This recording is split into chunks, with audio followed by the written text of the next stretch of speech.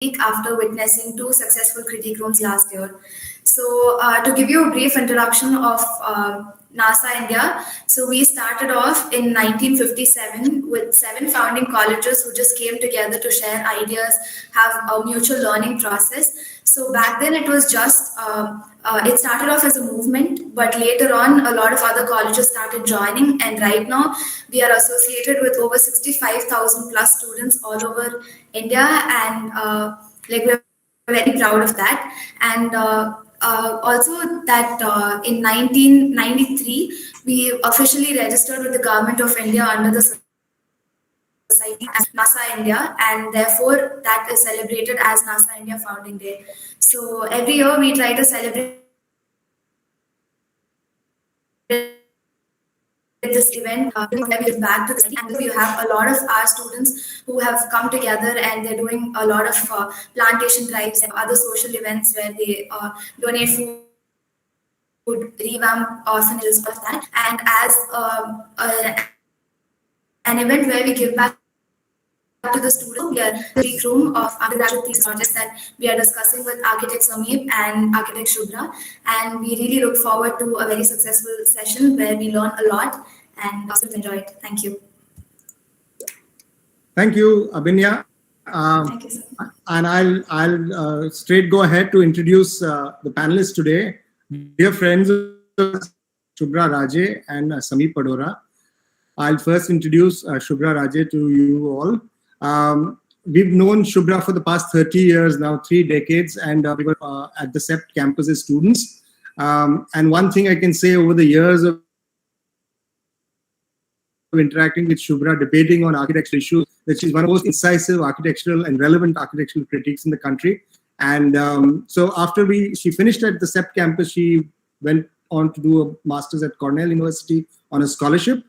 She also taught there, after which she went to teach at the University of Colorado, Denver, and Boulder campuses. She's conducted several lectures and seminars across the country and internationally. She is also founding member of the founding member of the Anant Raje Foundation, which also talks about cross-disciplinary initiatives in the field of art and architecture. She's also part of several various community arts organizations in India and the US. So thanks for accepting this, Shubhra. We welcome you again and hope we have a fruitful session. Our second guest and panelist, Sameep Padora, a friend. I've known Sameep, we've known him for 25 years now, and I remember we used to meet at UDRI lectures when we were just finished out of architecture, undergrad. Sameep had finished from Academy of Architecture in Mumbai.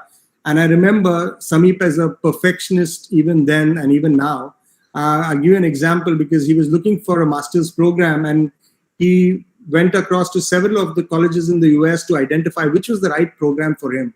And I thought, this is a perfectionist. He really... We also, Shantanu, besides UDRI lectures, we used to also meet at Dosa Diner. Huh? Of course. And I remember finally he did finalize on Harvard, where he finished his master's from Harvard. And I'll tell you a little more about his practice. Their studio's approach is to look at context as a repository of latent resources, connecting processes with networks of materials and skill. The practice has in the past received the Wallpaper Design Award, the Beasley Architecture Prize, Wienerberger Brick Award, Art Daily Building of the Year, Wallpaper Design Award, and 2 AR awards. Sameep's studio also has engaged in a non-profit called the SPAR. It researches on urbanization in India. And its publication on affordable housing in Mumbai has been published by NAI, and it's also exhibited at the Seoul Biennale in 2019. So, Sameep, welcome and thanks for accepting this. We hope to have a fruitful session with both of you all. Thanks, Shantanu. It was lovely being here. I'm just here to actually listen to Shubhra's incisive critique, so I'm just here to learn as well. So, yeah. Great. So students, y'all can take over now, guys. We've done our introductions and hopefully it's a fun session for everybody. Yeah. Arpit, you can start off with your presentation.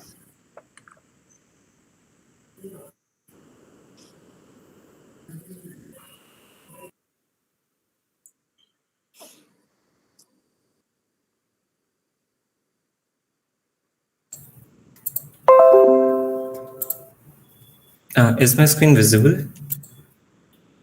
Yeah, it's visible. You can go ahead. Good evening, everybody. I'm Arpit, and my thesis topic is adaptive views for urban ruins, for which the typology is cooling towers in Bathinda. And this is a small glimpse about what we're going to experience.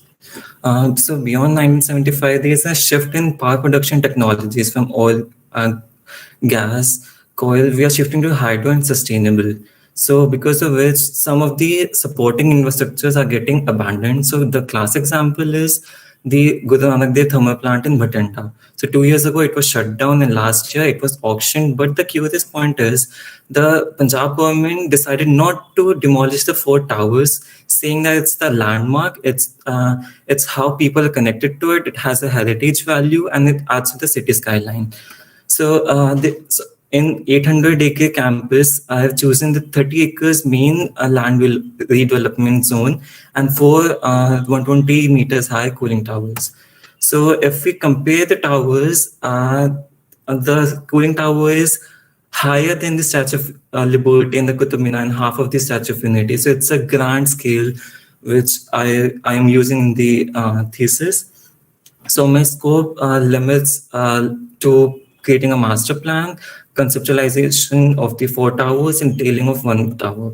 So for the case studies, so there were 3 cooling towers which were reused.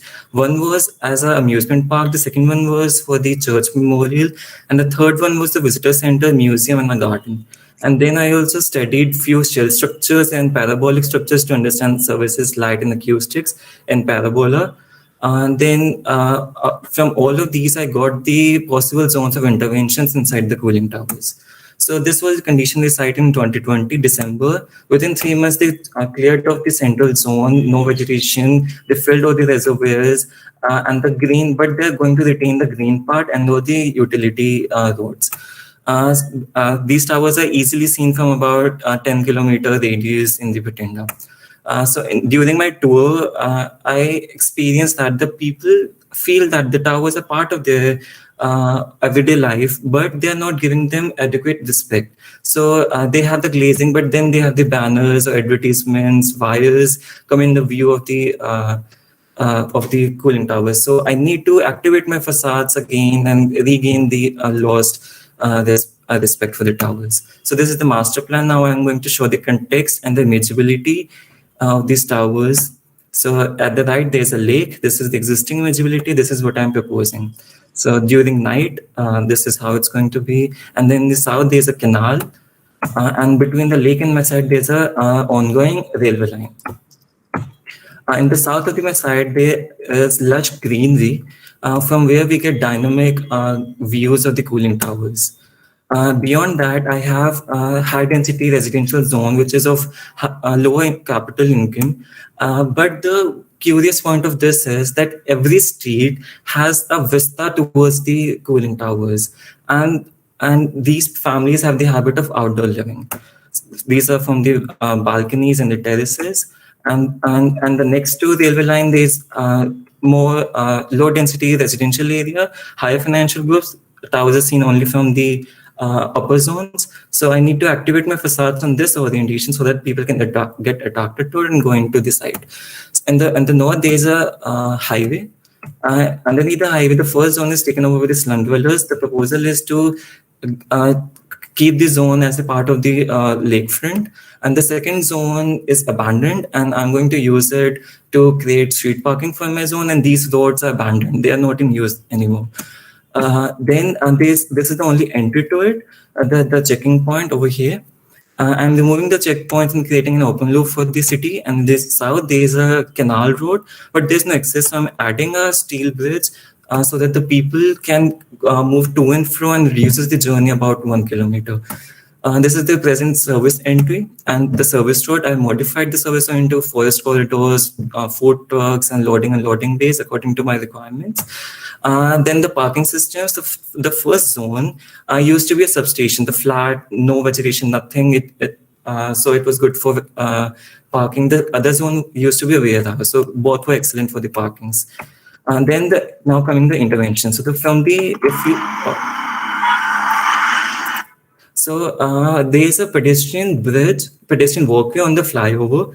And the curious point is the height of the flyover is equal to the balcony of the cooling tower. So I'm adding a proposed bridge which connects the flyover towards the cooling towers. So these are the renders. The next, in the south part, there used to be a canal. So there's a canal. So I'm adding few bamboo rope bridges, which carries on the vistas of these streets, of these residential complexes, and also adding few pagdandis. It used to be there, but now enlarging them, modifying them, repeating them. Then at the railway line, for safe passage of the people, there used to be these conveyor belts to transfer the coil to the turbine. So I'm using these now to transfer people into my site. Now, in the thermal lake, there used to be an island which is abandoned right now because shutdown of the PSPCL plant. So it has excellent lighting, excellent landscaping views of the cooling tower. So I'm adding a ropeway bridge towards the topmost part of the cooling tower. So now people can access to the tower from above, access to my site from the top of the tower too. So this is we are coming from the access road. This is coming from the highway. We are taking the deck and going inside the site at the height of 10 meters. This is from the bamboo rope bridges. This is from the cable car, and this is from the travelators. And the end product of this whole 5 journeys is we see the central 4 falling cubes in the center. Which, okay, now we're coming to the zoning of the master plan. So the existing green patches are in 3 gradients. So the most dense one I've converted into urban forest with wing decks. The second was more random and flush greenery that is used for public park, and the cooling tower is also part of it. And the third one was more symmetrical part of landscaping. So I've exploited this to create powerful vistas during entries.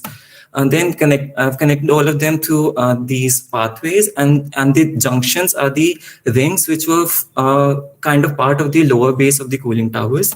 Then added few contours and mounts to create drama into the landform. So these are few renders. So here we see linear trees, radial trees, random trees, and more dense trees. So now coming to the southern part. So the first zone is just a slabs and parasol roof for the people with the lower economic people for weekly markets or organic markets. The second zone is a booth market. So there's a hierarchy of markets. So over here, I had the intention to make it more dynamic, more activated at all the time, so the people can come here, they don't get bored. So there are curves in the landscaping or the roller coaster in the air, so that it never gets bored. So then this part is the spine which connects everything. The entry is a V-shaped, a pergola supported by V-shaped column, just like the cooling towers.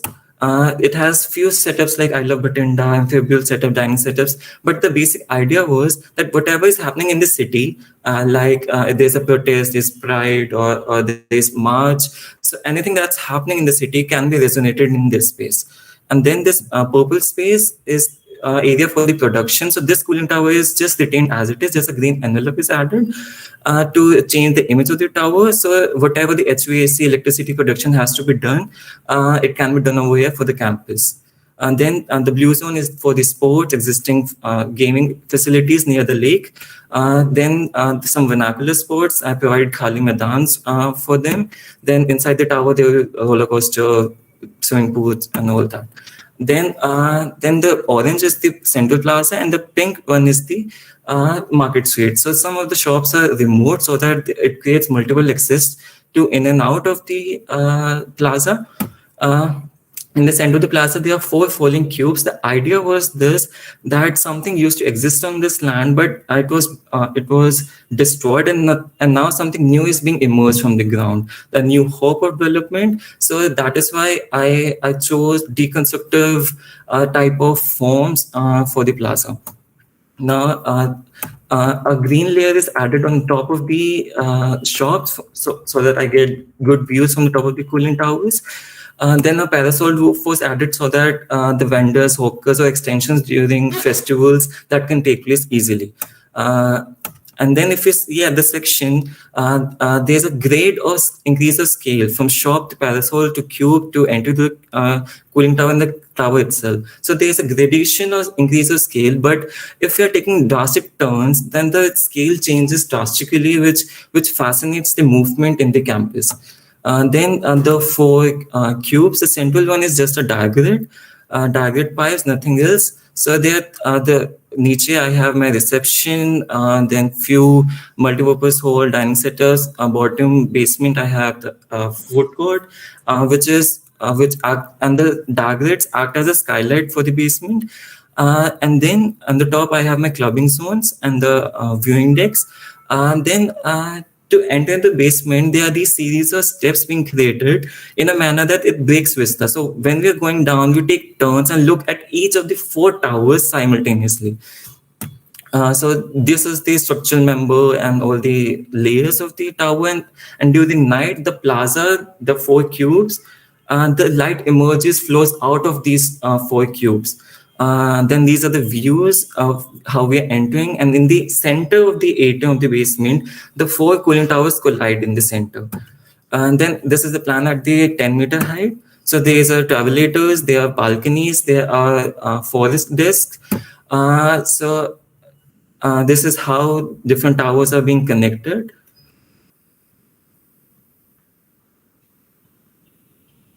So this is the section.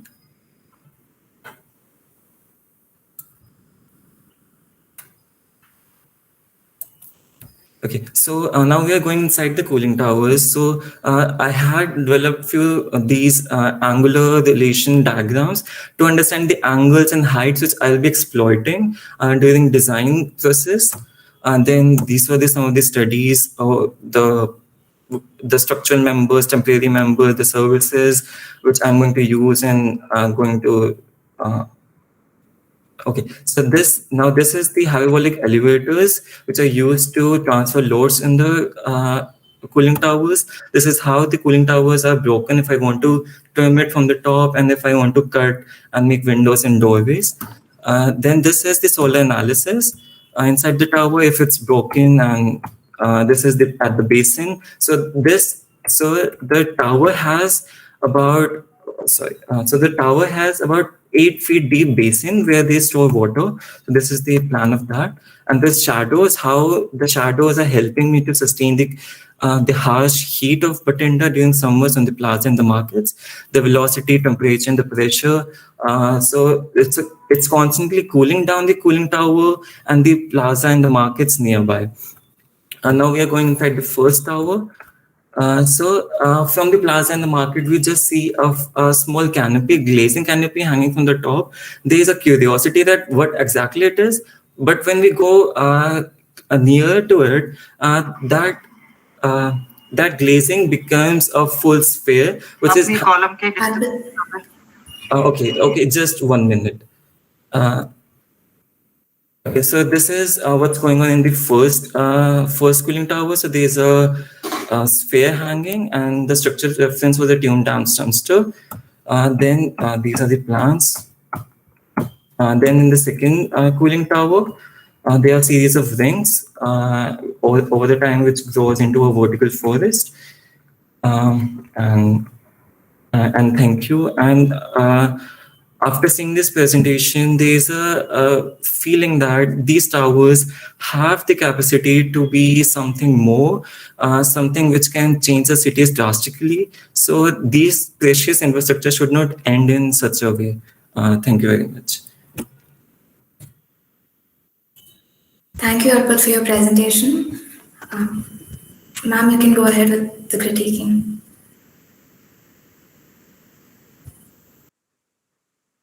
Shubhra, okay. Samit, do you want to go first, or should I? No, Shubhra, why don't you start? Oh, okay. All right. Well, thanks a lot, Arpit. That was a very engaging presentation, especially because you're, obviously dealing with pretty spectacular forms and also the scale there was, and the program that you began to insert in it, one of the things that was I appreciated was that you spent some time in the beginning to talk about maybe a park that connects all the four towers into perhaps a cohesive urban environment, maybe for Bhatinda. But while you were presenting, I could not help, in a sense, relating certain other significances and scales of engagement that isn't only to do with an infrastructure that now becomes a theme park. And where I'm going with this is, it's Bhatinda. Bhatinda is in Punjab, right? And Punjab's seat of governance in Chandigarh, where the main assembly is, has a direct sort of resonance, right? Because the architect there talked a lot about, infrastructure as sort of temples of democracy, etc., etc. So you can't help, in a sense, make relationships or linkages which have to do with the fact that for all these years, infrastructure necessarily you only got to view it from outside as structures. Because what was inside was electrical substations, etc., not accessible to public. Strangely, that also keeps happening in our governing systems, no? Even though there are places of democracy, representational democracy has gone to such an extent that our engagement with it has completely gone.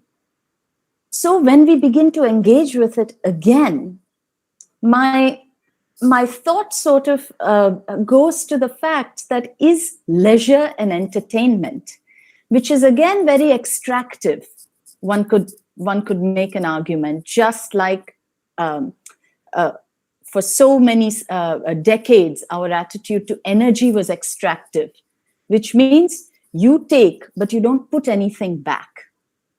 And there I was wondering, having such strong resonances with a form and symbolic associations as well as real, that is there a way as architects today, can we think of public engagement as something other than consuming it for our entertainment?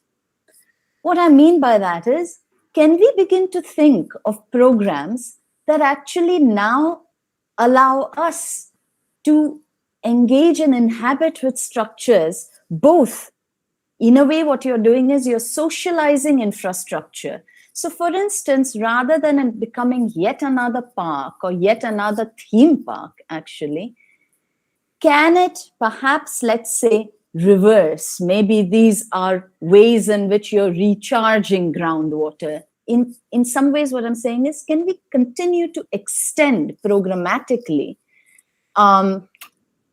the manner in which we re-inhabit, reimagine ruins, so that everything doesn't become heritage sites which just flatten, homogenize, use, everything becomes a resort of some sort, and the public continues to remain completely divorced from actually engaging with your history, with your legacies, etc. So I enjoyed your presentation a lot, very creative ways in which formally you have imagined how you would engage with it. But at a program level, it sort of falls into what the current imaginations, we are very limited, it seems, as architects. We can't think of any other ways of imagining programs other than tourism. And that is the only place where I thought, what might be other programs, even at an infrastructure level? For instance, where is this a project vis-a-vis, let's say, the general topography and geology of Bhatinda? Is it the lowest point? Is it the highest point? I don't know. But to engage with context and manners, that it helps us even in terms of this use doesn't become only effectual. I have this experience. And lastly, you might be interested, this approach business, no, is really critical. And this link with Corbusier, playing with Corbusier almost, you can't avoid in a project like this, because it's in Punjab, because it's these cooling towers. I don't know if you're familiar, but maybe after this discussion, you may want to go and read up that Corbusier had a very interesting typology. He imagined it for museums, but the point being, he called it the Museum of Infinite Growth, right? But the important thing about that was you entered a place and emerged from within, which means that after a certain distance, which you are very familiar with these electric cooling towers, you don't approach these buildings in a manner, let's say you would approach an office building or a housing colony, etc., etc. You dramatize it in such a way that your engagement with it now suddenly is all about, you almost start from within and then go off to the park and then back into Bhatinda. It's another way of, layering your project. I think Rahul talks about, Mehrotra talks about, when we are dealing with heritage, we are dealing with many layers of engagement. And this last layer of engagement is even problematizing, how do we approach something that up till now we are always used to approaching in a particular way, which is in a distance, you have the silhouette, which is very dramatic. But then if you keep approaching it the normal way, you are not using any architectural devices to make something first unfamiliar, then again familiarize it, then again make it unfamiliar, again familiarize it, so that your experience constantly is one which is both something you learn more, and it's not, again, just entertainment. You see what I'm saying? So it's just that your project had many, many scales, some of which you've engaged in very playful, very enjoyable ways. But there are these other links which are slightly deeper that also are waiting to be explored. So, yeah, but thank you. Thank you for your presentation. Thank you so much, ma'am. Thank you, Shubhra. Sameep, would you like to say a few words in this project? Yeah, Arpit, thanks for that. Sorry for the shaky video. It's the car's actually on the road, but it was a very interesting project. I really kind of find this as a fascinating opportunity to engage with the notion of history, the notion of artifact, the notion of technology as well, and the fact that we live in a world that while we seem to be moving forward, we're also making things obsolete. I think what's interesting about the project is that it tries to or it attempts to reimagine what infrastructure can be. That being said, I think a couple of points that I just want to kind of touch upon, and these are perhaps more kind of pragmatic, is the idea of the program, right? Like Shubhra mentioned it as well.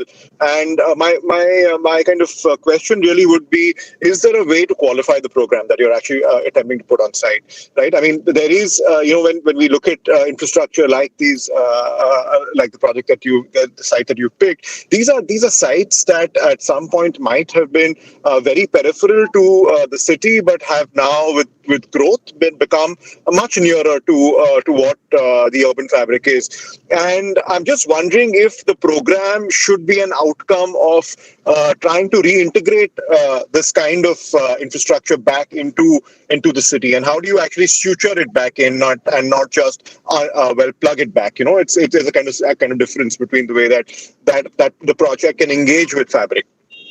So that's one. So how do you qualify the program that you're actually looking at? The second point that I also have is I'm completely actually I have a bit of a bias. I'm a huge fan of structure, right? I mean, it's something that fascinates me tremendously, and these beautiful structures that you have in your project are really let's say an outcome of efficiencies, right? They're kind of exploring an efficiency of production. And I'm just wondering if there was a way for you to tie this tectonically back into the proposal that you had for your project.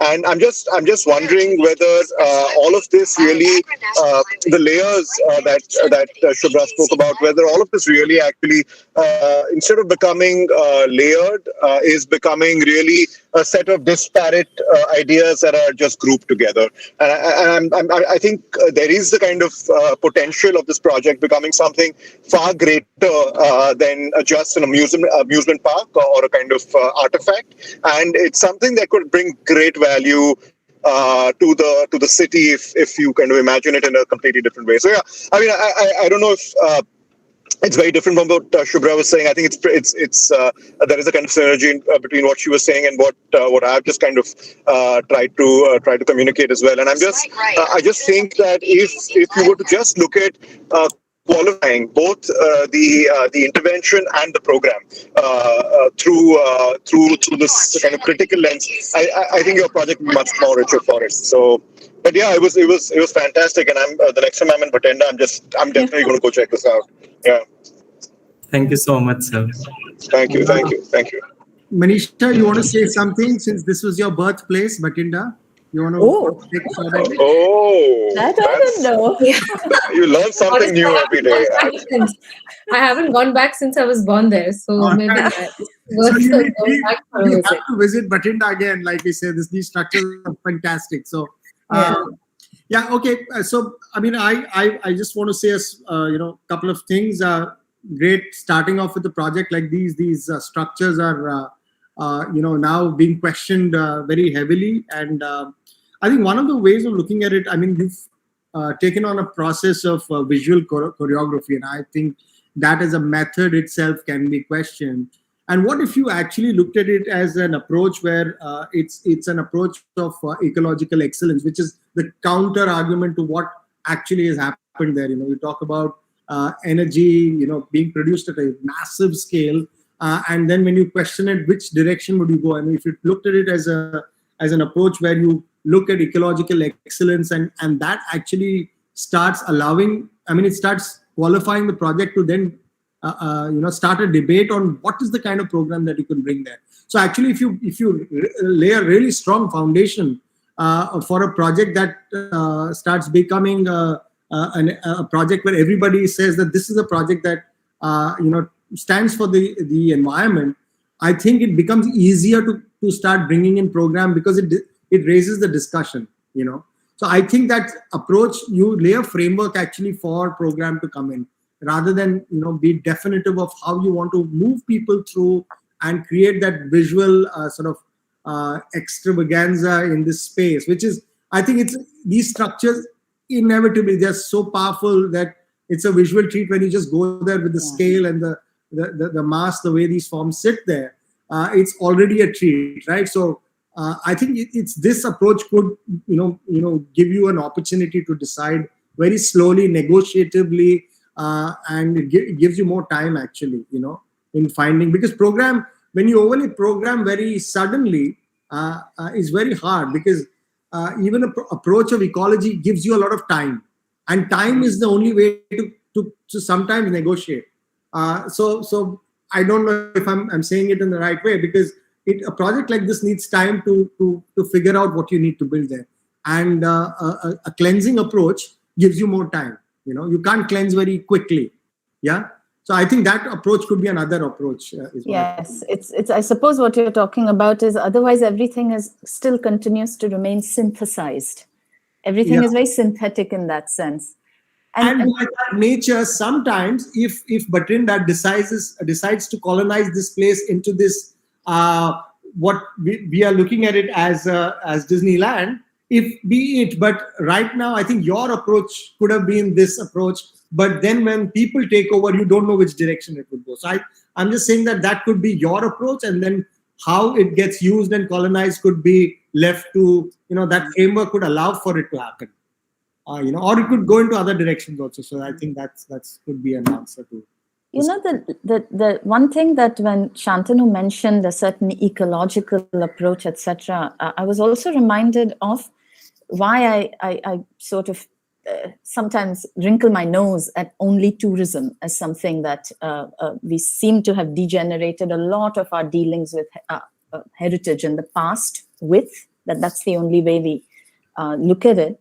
I was sort of wondering if we really seriously critically examine entertainment and spectacle, which these towers already provide, versus curiosity.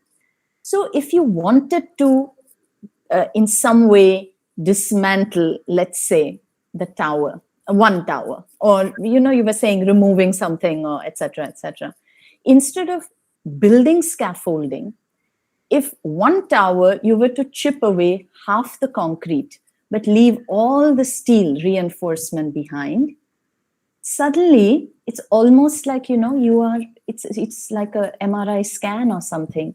Your park is also explaining in a weird way how these things were built in the first place, one-on-one. And if you watch Discovery Channel, History Channel, Nat Geo, etc., cable channels, it's always interesting now when suddenly you were told how things work, how things were made, not just this is it and now we are going to take it over.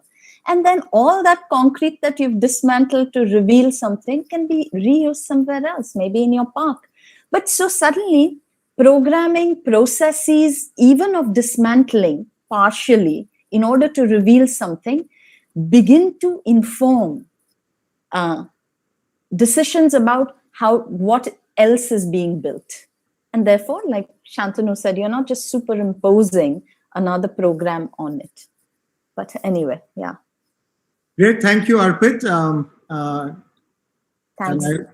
I thank you. I think you are on the crit room for the second time, if I'm Yes, not mistaken. yes, sir. Thank you for sending your entry in. We can have the next. Thank you, sir. Thank you. Kaustav, you can present your screen. Sure. Okay.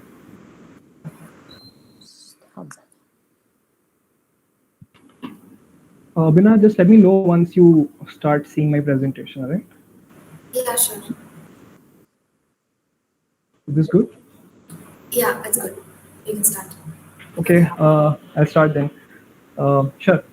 Good evening, everybody whoever has joined in today, and all our panelists that have joined in today. My name is Kaustav Banerjee, and I'm going to be presenting my thesis topic, which I've titled as Remediating the Interface Between Landscape and Architecture, Expressing a City Center Building as a Public Space. And I really talk about expressing a city center building as public space, which raises the first question, that isn't a city center building already a public space? So that was the first question that I tried to answer through the course of this thesis. Now, this entire enterprise really began a semester ago before my thesis was supposed to be submitted. And it was a small dissertation research paper that I had undertaken that was critiquing and also studying the relationship between landscape design and architectural design as two diverse, connected yet diverse disciplines in terms of the professional divide that exists between the two, as well as the design processes that should be sort of holistic, but at times do not become holistic at all. And an exhaustive study into that entire area revealed a lot of values and criteria that one could follow to overcome those divides. Now, the images in this particular slide really talks about how there are these hard lines, and then there are these thick boundaries that exist between buildings and open spaces, streets, and the people who really inhabit these spaces. And when you look at a building, it really sits on a street which sits on a city, and in turn should belong to the entire city as well. But more often than not, it really sits as a hard edge and doesn't really interact with the street or even the people or the open spaces that are just adjacent to it. And could there be an interface that lets people cross over? Could the streets really enter the building? Could landscape enter the building? Could open spaces interact with buildings across? All of these ideas became the underlying principles behind the entire thesis.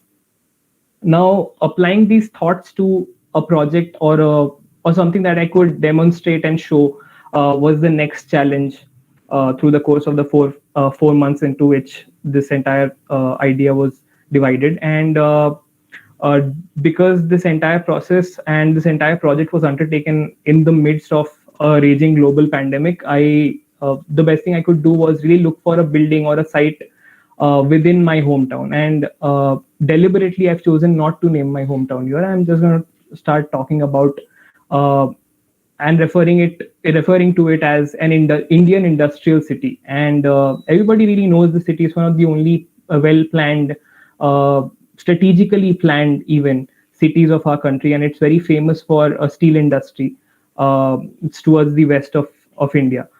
So one really finds a shopping complex which is conveniently titled the city center, and it's also designed by one of the architects who's very famous in our country. And probably there were reasons because of which I chose not to name the architect or the building or the city, and maybe we could talk about it during the question and answer session. But this was how the narrative was built. And the aforementioned criteria that I spoke about, where landscape and architecture could perhaps interact, or the design processes could interact with each other, this building became a case where all of these things do not happen at all. So it does not interact with the landscape or the context that exists right adjacent to it, and are very rich. In fact, there's a smaller, very low-rise residential community right over here in front of the building, and a dense hillock with vegetation right behind it. And this sort of sits right in the middle of them and does not provide any opportunities for interaction between the two things. The next sort of idea was to model and both physically and digitally the entire precinct and see how the topography works, how the morphology of the site works, how there are how the different volumes of buildings work, how does the road layout work, how does the median and the vegetation in front of it work. And looking into it, it really revealed a lot of challenges that one could respond to. And I've really called this slide the context which demands a response, because the site in itself had such a rich context which the architect or the designers could have chosen to respond to, but they really didn't. And I'm really saying that because there's a steel industry that I spoke about very close to the west of the site. There's another huge mall of this stature being constructed right next to it. There's a low-rise residential community that I mentioned right in front of it, and there's this Goliath of a hillock right behind it. And there's also a river right next to it, not more than 500 meters away towards the west of the site. And there were schools and so many other public buildings that could have influenced or could have become a context which demand a response, but they don't really get a response. What you end up getting is this building, which frankly could be anywhere. The materials, the forms, for some reason or the other, it felt like it doesn't really belong here. And I say it because I've grown up in this city, and as a city which is predominantly low-rise, high-density, and also just because of the immediate context, this sort of sits like a monstrosity and doesn't really engage in conversation with the rest of the urbanity around. And these are some images which sort of begin to prove my point there. Now, these were vignettes of what one sees around the site, and these were photo montages of what one sees when they sort of look around a transect of the site. So you see there are these two roads of different widths, but of really fast moving traffic. There's this community, and the people really enter onto this road which has fast moving traffic. There's a median which is very wide and has a level difference, sort of slopes down and has a level difference of about 2.5 meters. And right behind this mall is where you find this landform or this natural piece of landscape. And this is the extent of the interaction that happens. So one really sits or stands over here, looks out of a window, and at times, just like this gentleman, choose not to look out as well. And that begs the question that is this the interaction that it gets, or can the interaction not just stop here, and can it be just much more than what it is right now? And these were the different questions that were investigated to express that interface or talk about what else could happen. So I was asking, can a building be designed like a public space or a plaza in itself? Can the thick line that exists between landscape and architecture be blurred? Can the typologies of cultures of market spaces like shopping mall culture or the street market culture, can they come together somehow? And can they not be designed as the stereotypes that are associated with it? And I have a theory that shopping malls today are really designed like prisons or casinos, and they sort of cut you off of the urbanity that's right around you for various reasons, and kind of mix and match of various typologies of these public spaces end up benefiting each other. And the next in line was really reading up about the and extensively studying and mapping the different factors that are present right around the site. So there are different typologies of buildings, cultural buildings, there are public buildings, there are schools, there are these residences, there's this industrial building right here, there's a river very close to the vicinity, there's a dense matrix of street vendors that exhibit sort of the area all around the urban precinct. And there's also a certain bit of visual pollution that comes up due to the different billboards that one sees that have been put up all across the median, and they cut off your view to the building as well, and then subsequently to the landform as well. So all of these factors became factors of influence that really influence the program as well, and also how traffic really moves around and how pedestrians move around. And that in turn influenced the program, which was divided into these 6 broader heads of spaces of initiation, spaces of trade, spaces for cuisine, spaces for amusement, art and literature, and services and movement. At present, the building does not offer a lot of these things. It just offers perhaps a movie theater and just a food court and a lot of shopping spaces. But the intention was to also provide anything else that I could think of: spaces for play, spaces for talking about art, for amusement, play spaces for people all around, and also bring forth the vendors that occupy the entire urban precinct within the site, and make this a public space that the entire precinct and the city at large could use and be proud of as well.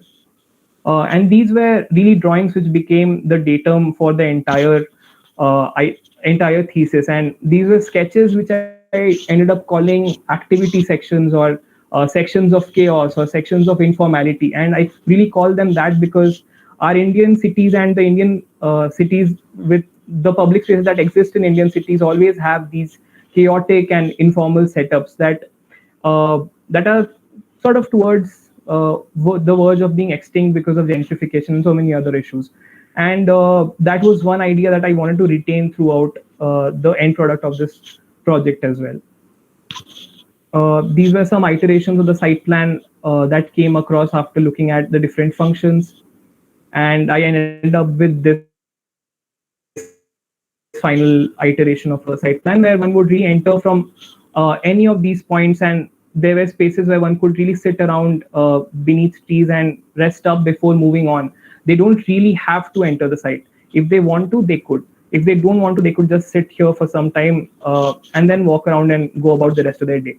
But once you choose to enter it, there were plazas which really initiated you into the city's history as well. There were spaces for literature, like a library that sort of happened over here towards the eastern side of the site, and it lets you wander off into the rest of the urbanity. The same thing happens over here with the amphitheater also. It sort of connects the entire transect together, and one could really use it as a space of thoroughfare through here. And they could either participate or look at one of the performances that's going on, or they could just use this as a seating area and then move out into and just enjoy the natural landscape that exists there. There were also these art galleries and cinema spaces that exist, and I try to retain those.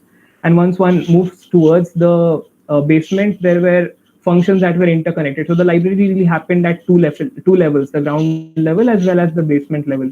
The art gallery also connected to convention halls towards the basement. The amphitheater had these cafes and co-working spaces towards the basement. So all in all, this really became a site where many different functions could come together, which sort of pay tribute to public spaces of the past, where there were so many different activities and not just infrastructure which people didn't know how to use as well. Another interesting idea was how one could inhabit the site or enter the site through a raised bridge level as well. and pedestrians could cross over, and these bridges could end up becoming not just really narrow pedestrian bridges, but really wide bridge plazas where different activities could end up happening as well. And this is what it would look like in context. I'm sort of done with my presentation. These are just images and plans of the individual blocks. I'll quickly run through it in the interest of time. These are images of how the development of the dining and fine dining and play area happened. And this is a section which really talks about the interaction that happens across different levels. Some vignettes and images of how the spaces would look like and how the material would work out, which was chosen because of the steel industry that really sits across. The library that works across two different levels and exploratory drawings that led to its design. So the ground floor really becomes an open space where one could sit around, use their cell phone or iPad and access different ebooks through their phones. Or if one prefers a traditional library setup, they could move towards the basement and have a different experience there as well. And this is how the section would there look like, where the gardens were designed as sunken gardens across the setbacks, and then they interacted with the building in different ways. These are images of how that would happen. And the art gallery, which was in itself designed like a sculpture, and these sketches were what really gave rise to that. And I was really imagining what would happen if Roberto Burle Marx and Oscar Niemeyer, sort of the way they designed at their proportions, started to work together in an art gallery, what would happen there. And then one would really move towards a sort of flexible convention hall. And in section, this is how that entire interaction would happen. It would allow for light to come in. It would allow for people to look across and see the landform, get connected to the urban precinct as well. Some images of how those spaces interior-wise would look like. I'm quickly running through the amphitheater and the basement level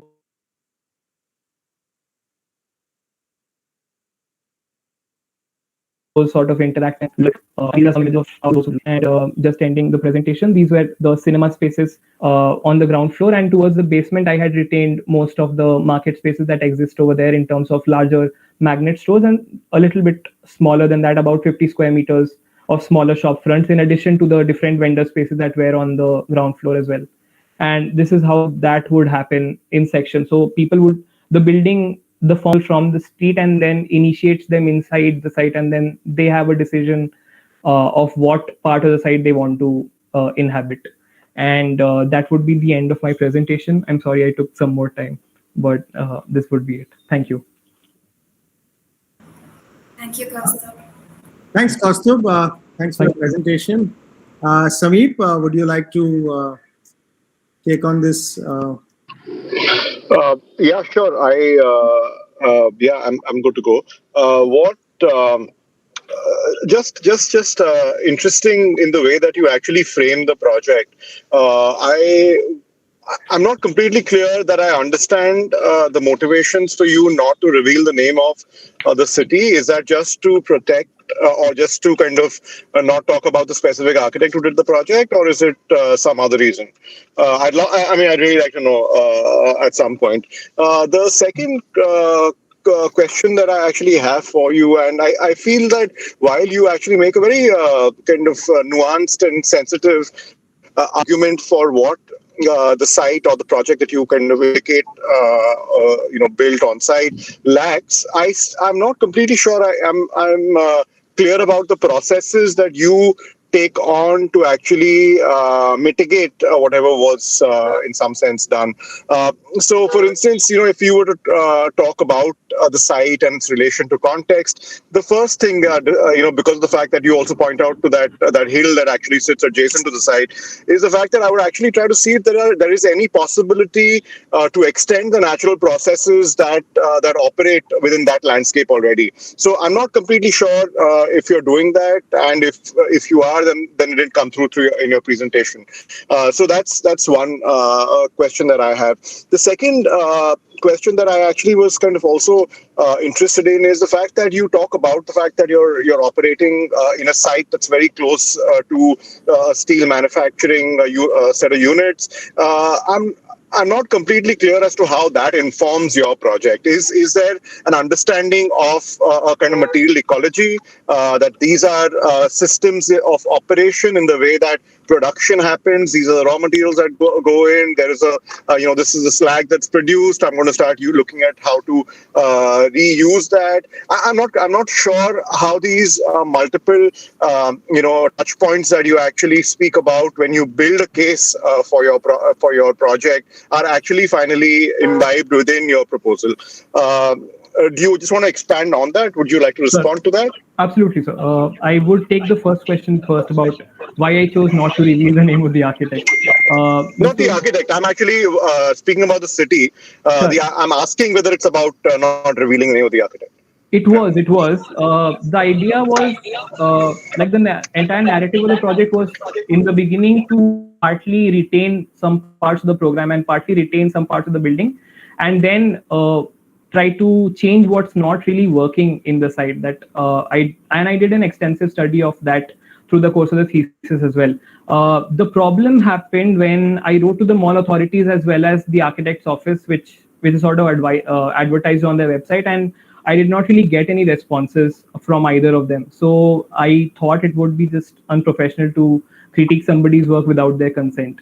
And just to sort of protect that, I chose not to reveal the names of the architect. And the minute I reveal the name of the city, it sort of reveals the name of the building as well. And it's just a chain. So that was just a conscious decision that I made. And that was upon the advice of my mentors as well. The second question that you asked about the process that sort of mitigate the programs, and like I mentioned before, a part of the process was to look at what were the different programs that currently exist on site, and I was also looking at scales of public spaces that the city lacks currently. So at the moment, there is no art gallery, there is no public building of this scale that one could go to. So there were so many of these public spaces that the city at large really lacked. And I introduced some of these programs into the site and tried to retain some of the other programs that were actually working upon interviewing the residents all around the site as well. So that's how different programs happened. No, actually, sorry. Just to interrupt, my question was not about program specifically, but more so about the landscape. Since you actually kind of put that right in the beginning, the fact that landscape seems to be an operative word for your thesis. I was wondering if there was anything that you actually thought about the natural ecological processes that landscapes actually harbor, and if there was a way for you to actually, let's say, a very simple system, if there are already kind of water flows that operate on that, is there a way that you think wasn't clear in your presentation? I was talking about that ecological process, not so much about the program. Sure, I get it. So there were attempts at sort of incorporating landform as well as the community, and I wanted to use this public space to connect that entire transect together. And the idea was really simple. I realized that it's a watershed and the water would sort of move in, and that became a dictating element within the design as well. So I had created these drainage channels so that the water would move in, and I had created these openings within the buildings so that one could, if not physically, then at least visually interact with the landform right behind. And the idea behind those bridges leading up to the landform was so that there could be a little bit of an interaction between the community, the public space, as well as the people who were using it with the landform. Not so much study was done into the ecological process that happened onto the landform. I couldn't really find a way of trying to incorporate that within the site. But then there were these smaller gardens that sort of connected through and through the community with the landform right behind. So that was how the process really became. I'm sorry I couldn't mention that in the presentation. So actually, you know what? I mean, of course, there is this idea of a landscape as something that is to be viewed, but the landscape is also operative, right? I mean, it is something that works in particular ways that are let's say, implicit in the way that ecologies operate, and buildings, especially the ones the way that you actually described the building that. you're investigating seems to disrupt these natural systems, right? Yes, so just the fact that by doing a garden, you might not necessarily let's say create or you might not remedy that disconnect. So it's really about how how these inserts that you actually do kind of create a means to extend that ecological fabric through your precinct. So that is one aspect. And the second question that I talked about, which was this idea of material ecology, I also bring that up because in the times that we live in, there is a need for us to become. I mean, it's clear with the way that we've expanded how we've expounded our resources that frugality is actually going to be an extremely critical way that we actually look at architecture or building or of any kind. And by kind of looking at material ecologies.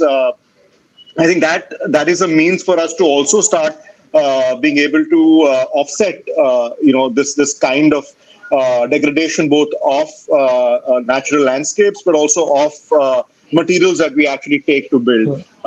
So that was the second aspect. Did you actually think about ways that these kind of productive systems could also be, let's say, harnessed to create an architecture that uses or reuses waste or methods that you could actually employ to build, which would be less harmful than typical buildings would be. So, in all honesty, I did not do a lot of research into how that would work. But the idea of the steel industry existing very close to it, what really happens within the industry, and I studied how they work. They take care of their own waste. There was also a part of the question that you alluded to about the materiality being influenced on my design. So I was really looking at completely reimagining that entire site as if a building does not exist, because I did not get the permissions, and it would probably be a half-hearted approach if I could, without their consent, try to work with what works. And the idea would also be that if parts of this building were demolished, and how would those materials be used? And if I could retain just the structural aspects and break down the walls and try to use them as different plazas. These were ideas that I considered, but towards the end, they didn't really work out. Yeah, but you see, the thing is that when you actually start looking, the way that you're arguing for the project is really to only speak about it through this idea of people and building. These are not the only two forces that actually operate on that site. Yes. And it's I think when you build a critique for a particular project, for a particular context, I think it's very important for you to be able to also critically look at what you're suggesting as a means to qualify whether what you actually put forward addresses those first questions that you raised, right? I understand. So I think that's really my kind of suggestion for the project. Shubhra, over to you.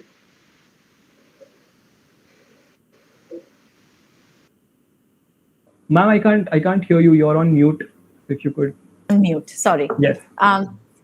So a lot of the times, these sort of discussions, since presumably your jury, your reviews, all that is over, right? And you are offering this project up in this forum so that we can all use your project as a vehicle to talk about certain other issues, right? So my crit is going to be extending from what Sameep left off, but in that spirit. I get it. Kaustubh, I may not necessarily only refer to what you have done, because I took note of the fact that you felt uncomfortable to critique somebody else's work. Where I'm going to go with this, Kaustubh, is that is actually, unfortunately, not happening enough in our profession. Would you agree that if you didn't know who the architect was, it is just context? That as soon as you or I or Sameep or Shantanu and Manisha or anybody else finishes building the building is part of the context? Absolutely. Right? Yes. So this project, just like the Patinda project, and I suspect many other projects that are going to be part of our landscape now of practice, we have to actually take these as opportunities in order to exert critique. Yes. Okay, because from that we begin to learn what we shouldn't do. Yeah. Second, that therefore context just doesn't become a backdrop to then showcase our own creativity. You see what I understand? Yes, what I do. Sameep said, that I do. in that case, what you have built is just another version, Right. but within the same paradigm. Yes, sure.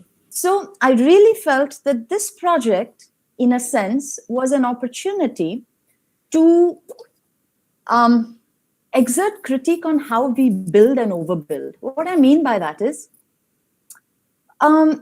most concrete frame projects in our time, whether they are speculative office buildings, speculative commercial private buildings, which are whether they are malls or whether they are offices or whether they are hotels, you would agree if they're made out of concrete, they basically are built on the principle of either post beam slab or slab post. Yeah. Which again, strangely, goes back to the historically to the domino system, right? Which is what all the other walls are actually you can remove, and what you remain is with this is the structure. Yeah. It doesn't matter who's built it.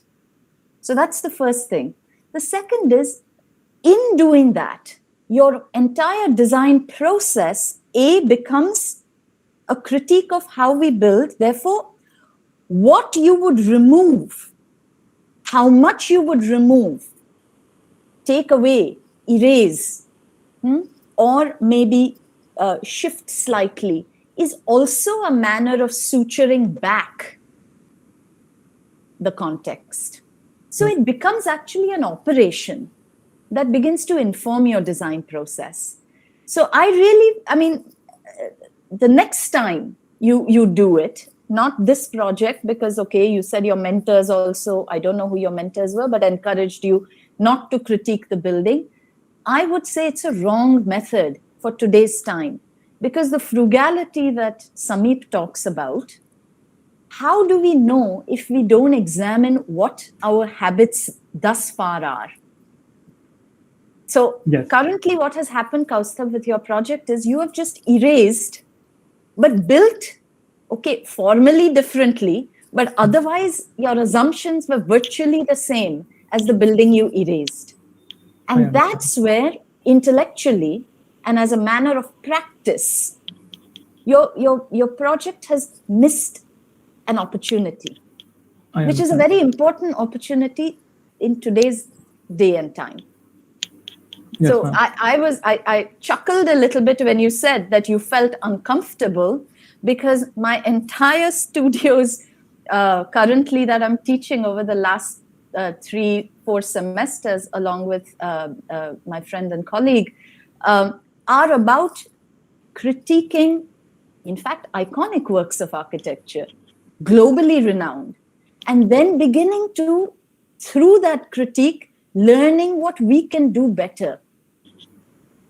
I understand, ma'am. You see? So that don't allow anyone to tell you, and definitely not the bloody architect who's built it himself or herself, that, oh, you cannot critique my building. Second, in order to understand the landscape, you kind of have to acknowledge the landscape you are part of, no?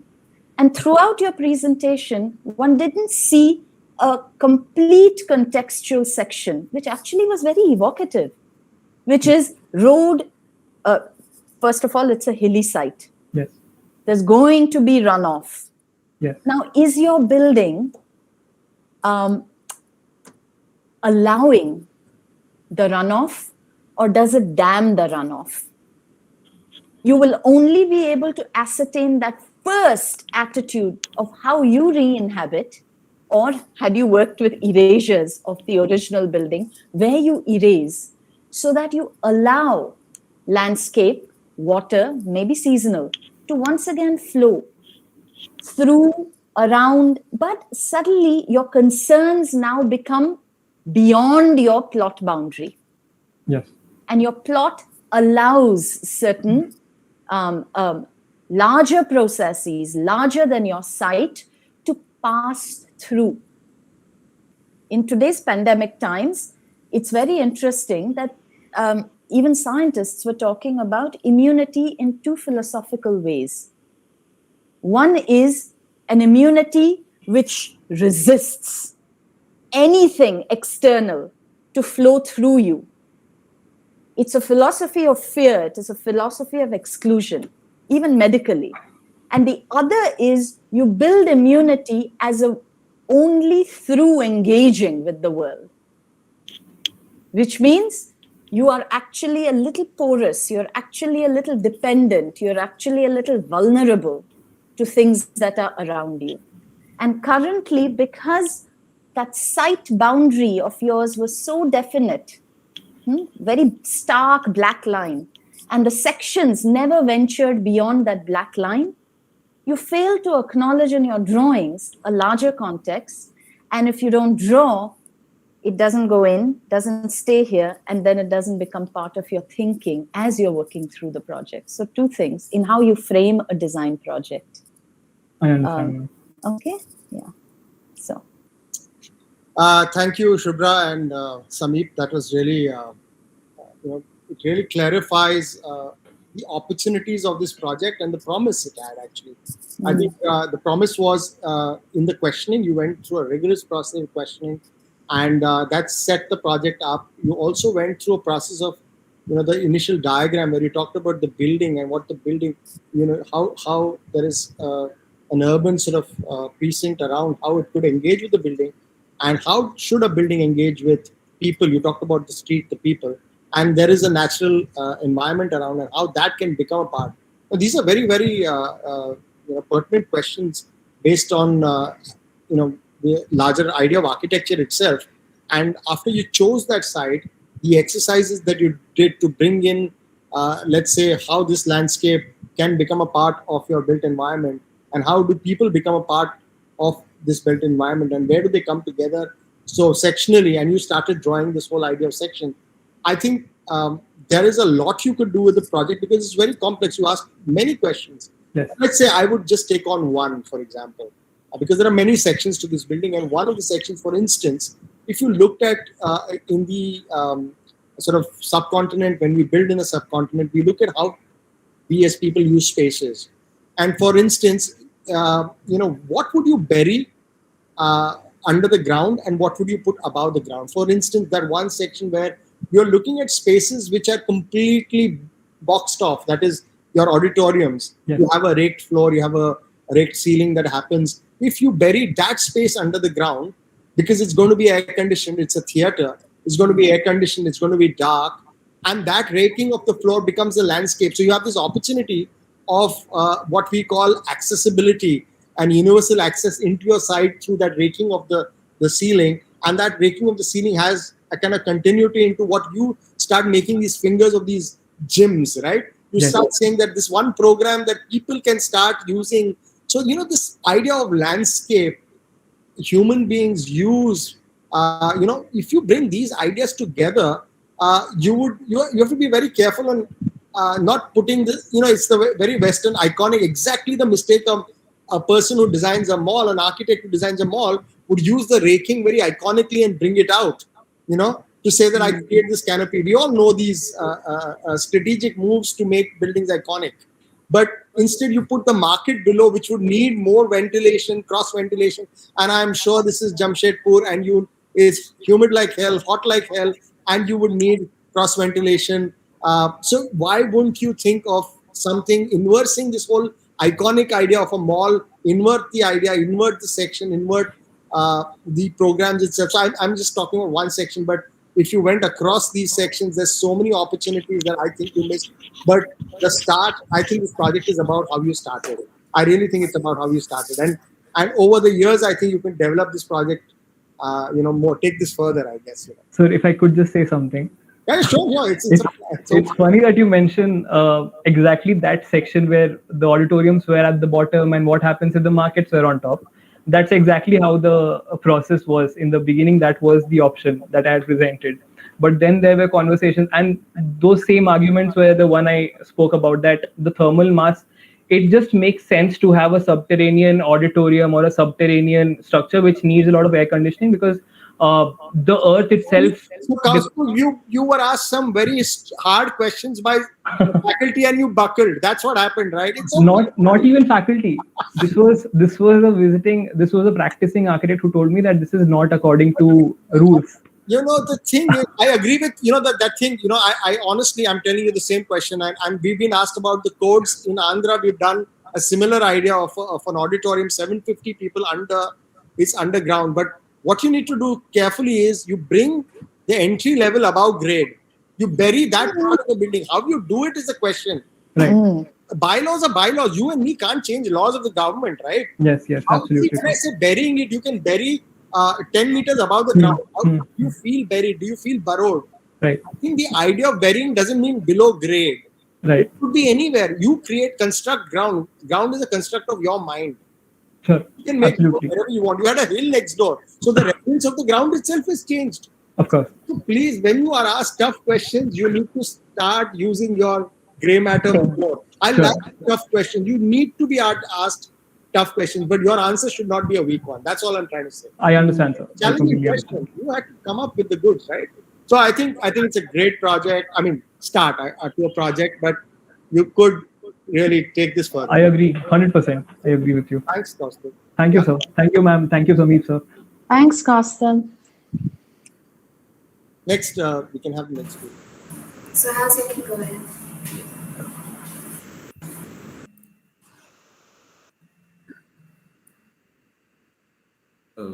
Can you able to view the screen? Yeah, we can. Can you put it in presentation?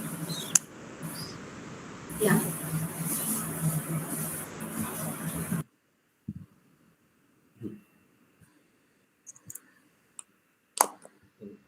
Good evening, everyone. My name is Suhas Ramesh Dhanrade from Ecology School of Architecture.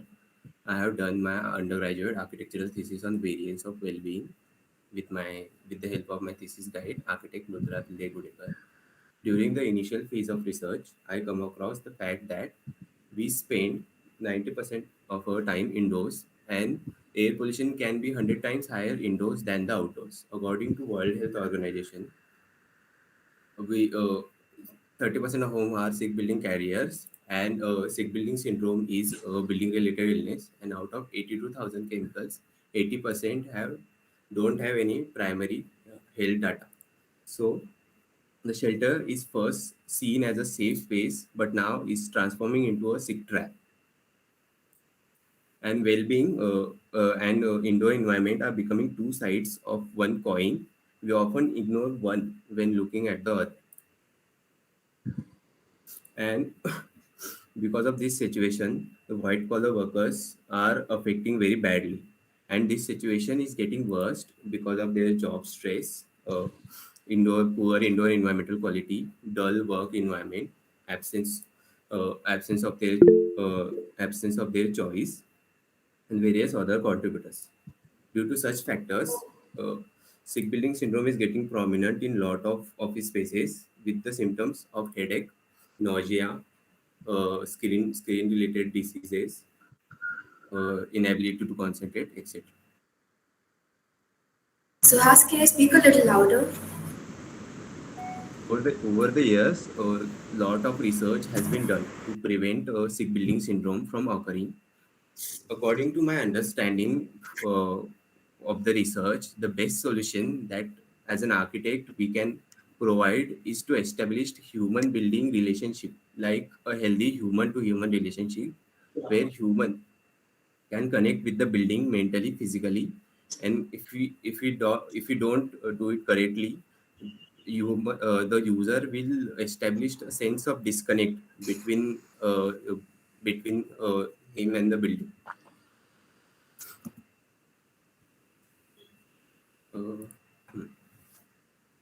And more on the scientific terms, over the past 1,000 years, our brain has evolved around a natural ecosystem, and it shows positive effects when we are in the natural ecosystem or surrounded by the nature, like blood pressure, attendability, overall happiness, and many other benefits.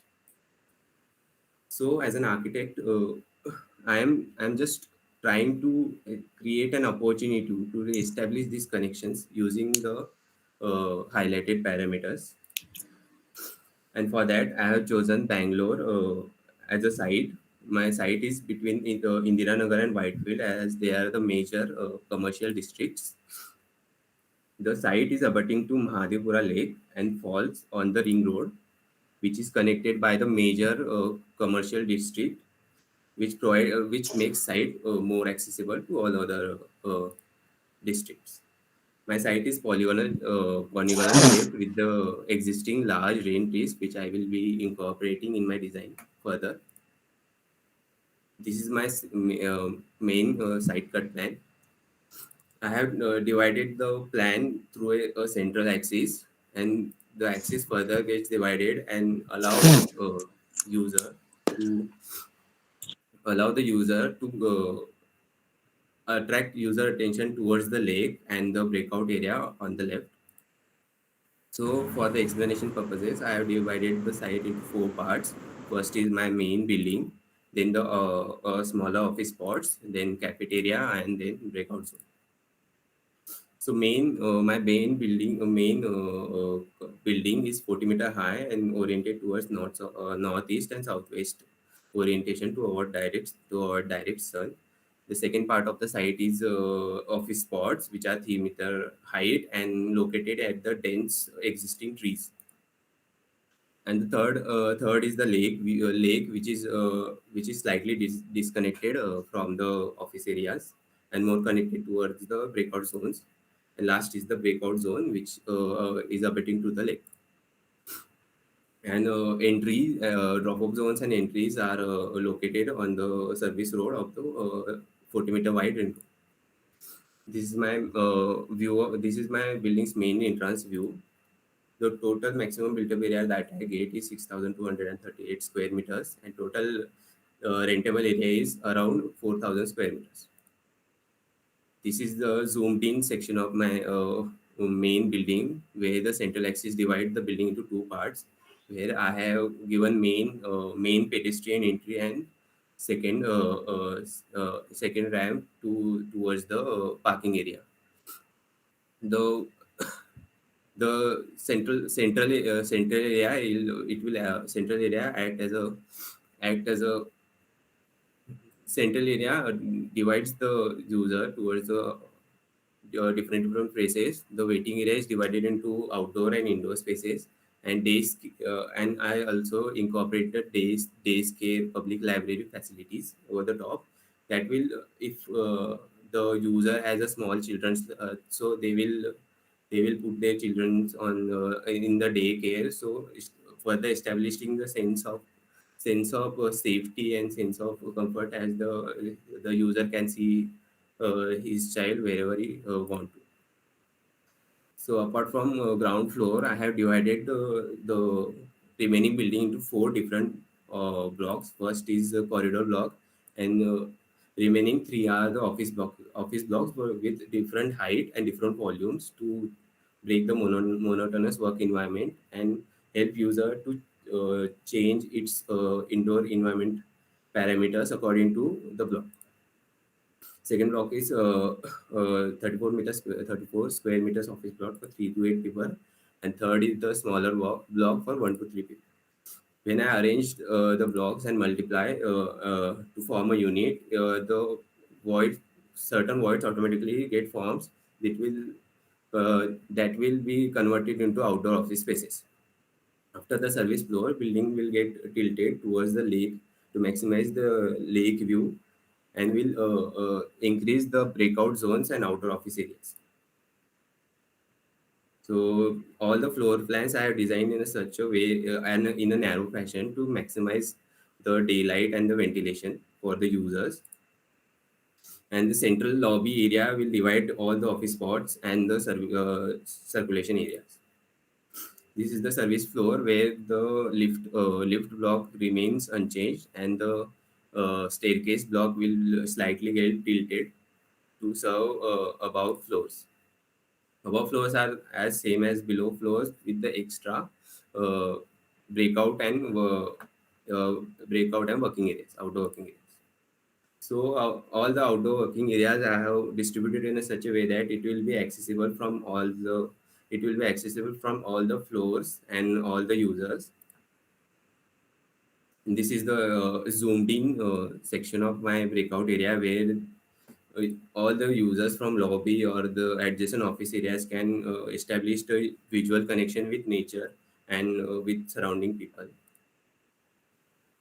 For the and I have for the indoor outdoor office areas and lobby spaces, I have used different volumes to break the monotonous typology of the working spaces and uh, attract the users when there is a change of space or change of volume in each and every office spaces, which also allow me to have the visual connect towards all of the site, including office spots and cafeterias and the link. So second part of the building is my pod areas, which I will be assembled with glued laminated timber on the site, as this is because this lies in center of the site where there is maximum vegetated area. Although all the pathways are covered for the rain protection for office spots, and and the pathway and for the pathway I have designed the crisscross sections of glued laminated timber, which will create a sense of time for the user whenever he is going through a passage by understanding the light quality and light direction, while the other blocks will be constructed with the different materials to give user a sense of uniqueness and sense of ownership towards their blocks.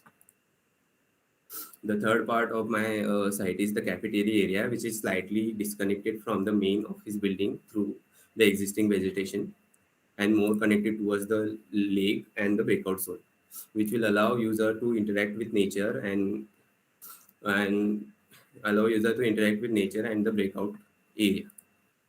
The last part of my design was the breakout zone, where I added extra trees and flowers with extra seasonal trees and flowers to give user a sense of time whenever the season changes. The space that he pursues will also be changed at certain season. At last, I think uh, my this quote will uh, better tell the story what I want to convey through my design and through my thoughts. Thank you.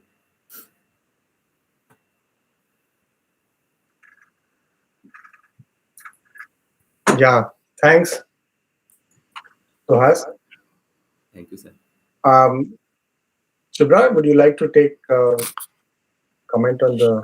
Should I go, or does Samit want to? No. It's your turn. Okay. Once again, thank you for your presentation, Suhas. Thank you. You have to forgive me. Every time I see a very well synthesized, seductive project that treats nature as something that lends beautification to our architecture, I sort of become a little subversive. And I begin thinking that normally we are taught as architects that our solutions are, these inevitable, well-synthesized renderings, of our imagination, an idea, where nothing contradicts, there are no paradoxes. And when our design process is that way, sometimes I feel we just continue to extend what is the current trend. And we don't look at certain other specificities of, let's say, Bangalore. That may, how would you say, present some spanners in a beautiful wheel of, then this will happen, then that will happen, and then very well harmonious environments will be presented. So as you were presenting, I was wondering that if we now, at least in this forum, look at your overall motivation of not building mechanically ventilated sick buildings that don't cross-ventilate, right? That provide a continuum rather than contrast in terms of our architectural and spatial experience and inhabitation, blah, blah.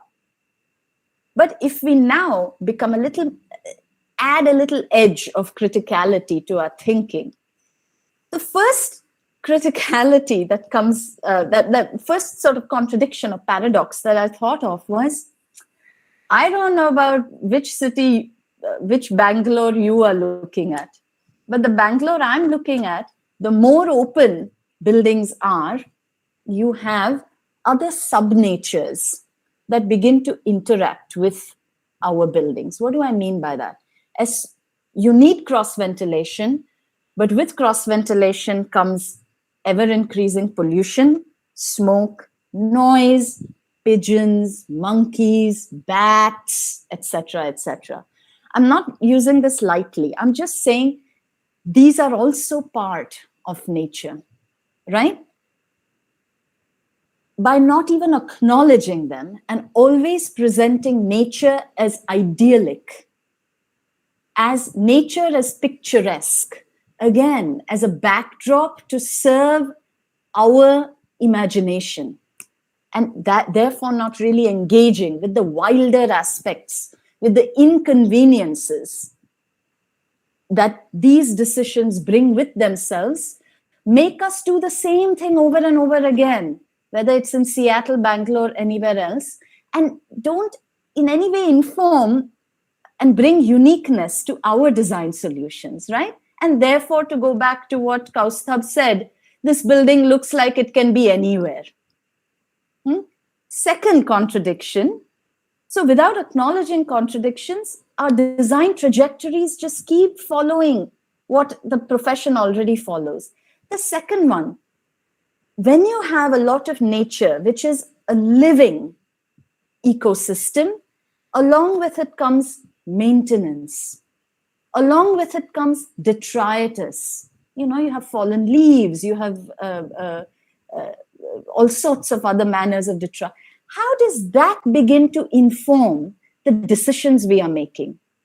From a simple section of how water is collected, directed, etc., to how our lovely buildings are maintained. I don't know, during COVID, when I had to clean my own house, I began looking at built environment, our wall sections, our sectional assemblies with another filter, because now suddenly my body was inhabiting and interacting with the buildings in a very different way. I'm only bringing this into the fore because just like maintaining history, maintaining nature has its own ecology. It goes back to what Samit was saying in the last project. No? How do material systems begin to inform? And material systems is not just new building one time included in our walls. So your building, how does it age? If it is wanting to be like nature, how does it age?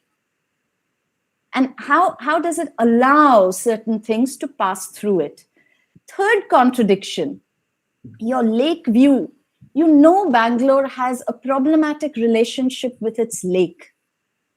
If your site plan doesn't engage with at least a proposition that augments the lake and not just consume it visually, then suddenly your site plan becomes a proposition for something larger.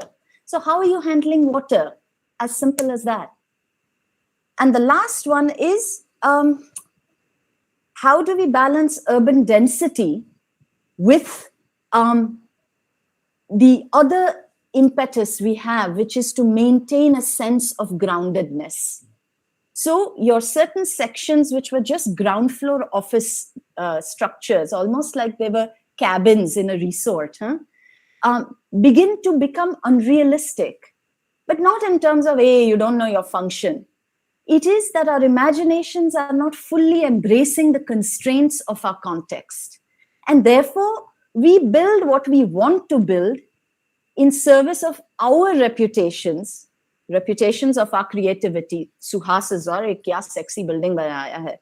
In service of that, rather than in service of some larger needs that urban cities, specifically Bangalore, present to us through their constraints. So these would be my 4 inputs, which is not to say that all of you don't have skills. Yeah, you guys, everybody these days, skill to bahut hai hum sab mein, but we are, how do I put this politely? Sometimes we are too preoccupied with self-pleasure, where we are only preoccupied with what we want our buildings to be rather than what our sites need. So anyway, so these would be the 4 or 5 contradictions that I was trying to articulate while you were presenting, just knowing very cursory what your site is. And if that helps, just so that your next project, it's not, you flesh out your questions a little more, push yourselves to ask beyond cross-ventilation, which is a good one, sick building syndrome. Don't jump to existing solutions. Push yourself a little further, that along with cross-ventilation, what are some of the problems I'm going to face? And then maybe the trajectories may be a little more critical. But Thank you. But thanks. Thanks. I enjoyed the presentation. Thank you, Shubhra. Sameep? Yeah, sure. So, one thing that I'd like to say, that you can put a building together, right? I mean, I can see that you would be able to figure out how to get a building together, and there is absolutely nothing wrong in knowing how to do that, right? However, I think as a student project, and also as a means to maybe to look at yourself as an architect practicing finally, is to see if we can be more ambitious than that, right? To see if we can set a slightly higher standard for what we set out to achieve in a project. So like Shubhra said, cross-ventilation, right? Simple. I mean, it's something that you can actually think about in a project, and it comes with its own complications that you can also kind of think through. Like that, there are other aspects. You could take the tectonic of the building itself, right? You already tried to address it through the fact that, there are outdoor workspaces and all of that. But is there a means for us to use these new imaginations of work in a way to completely reimagine work itself, right? So can we start thinking about the idea that architecture is not just servicing a need, but it also creates a need to service the program itself, right? To rethink the program. So therein lies, I think, the ambition that you can pursue both in a project like you've done here, but also in the future. And I think the third aspect also just to say that some of those images that you were showing of the way that you were entering a building and all of that were, like Shubhra was saying, very, very seductive, right? I mean, there was an imagination at play there, and you could see that these could be articulated into expressions that one can almost imagine walking through oneself. So, like I'm saying, you can put a building together. But what is the other thing that you bring to the project that might not involve just resolving, let's say, program in a way that's been done in the past, but you're doing a little better maybe. So the other aspect besides kind of rethinking program itself is to also maybe look at systems. No, I mean, the fact that when you actually put buildings together, it's about putting systems in play. Whether it's circulation, like you were saying, that the circulation stays intact, whether it's ducts, whether it's just the building components, which involve both a building skin, a building core, and maybe what functions as substructure. Is there a way to rethink or to systemize your thinking about this when you actually think about a building? So even putting a building together involves let's say, resolving this idea of what the building is, not just the physical set of programs that are put together, right? So it's also the idea of a building.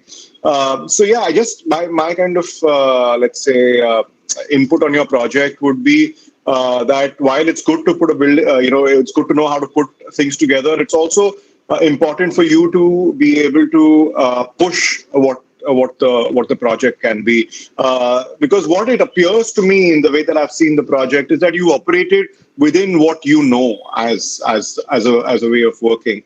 But what you really need to use these projects for is to find out things you don't. Right, so that's what I feel these projects provide that opportunity for, yeah. So I just think that if you take that approach to projects you're doing right now or in the future, you'll get much richer projects out of that process. Yeah, that's basically it. Thank you, sir. Thanks, Amit. Thanks. Suhas, I will just take a minute to tell you what I feel. I think first thing is, I won't critique you much on your project, but I'll ask you to look at Francis Duffy and his body of work on officing itself. He's written many books, and one of them is the most famous one is called The New Office, and I recommend it. I've used it as lots of us used it as a Bible. And what he talks about is the way office configures and comes together. That means different formats of work. That means a lawyer's office is very different from an office that does IT work, is very different from the one that does creative work, which is a ad agency of an architect, for instance. And he breaks it down very simply for you. Now, coming to the next point is actually you're looking at this office building as something that looks very much outward and how you want to respond to the outside. But if you looked at work itself from within, and that, again, taking from what Frank Duffy has to offer, I start looking at cohabitation and how people work together. That means there is always a relationship with the other, right? So if lawyers come together, what can they share? If people in IT come together, what is the resource they can share? So you start forming a community and you start looking at from within. And then maybe your plans of these slabs will be very deep, maybe, I don't know.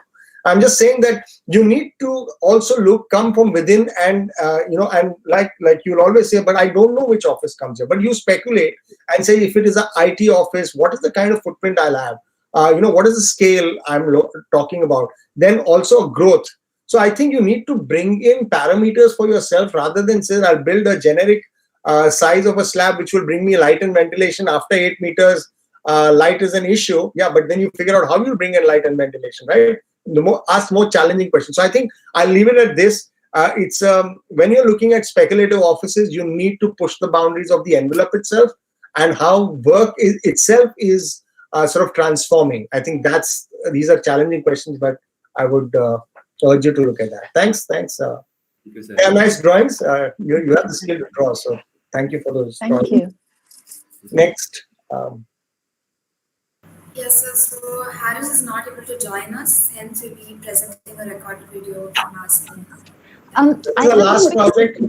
Oh, it is the last. I was just going to say, could I just 2 minutes fix myself a quick cup of coffee? Sure. The last project that we can pull through. Oh, yeah, okay. This is the last one, yeah? Yeah, then we'll and it's on 10 minutes because he's recorded it. So that. Perfect. Okay. Let's do that. He's done the clever thing. And we'll take you to Kashmir now, okay? So.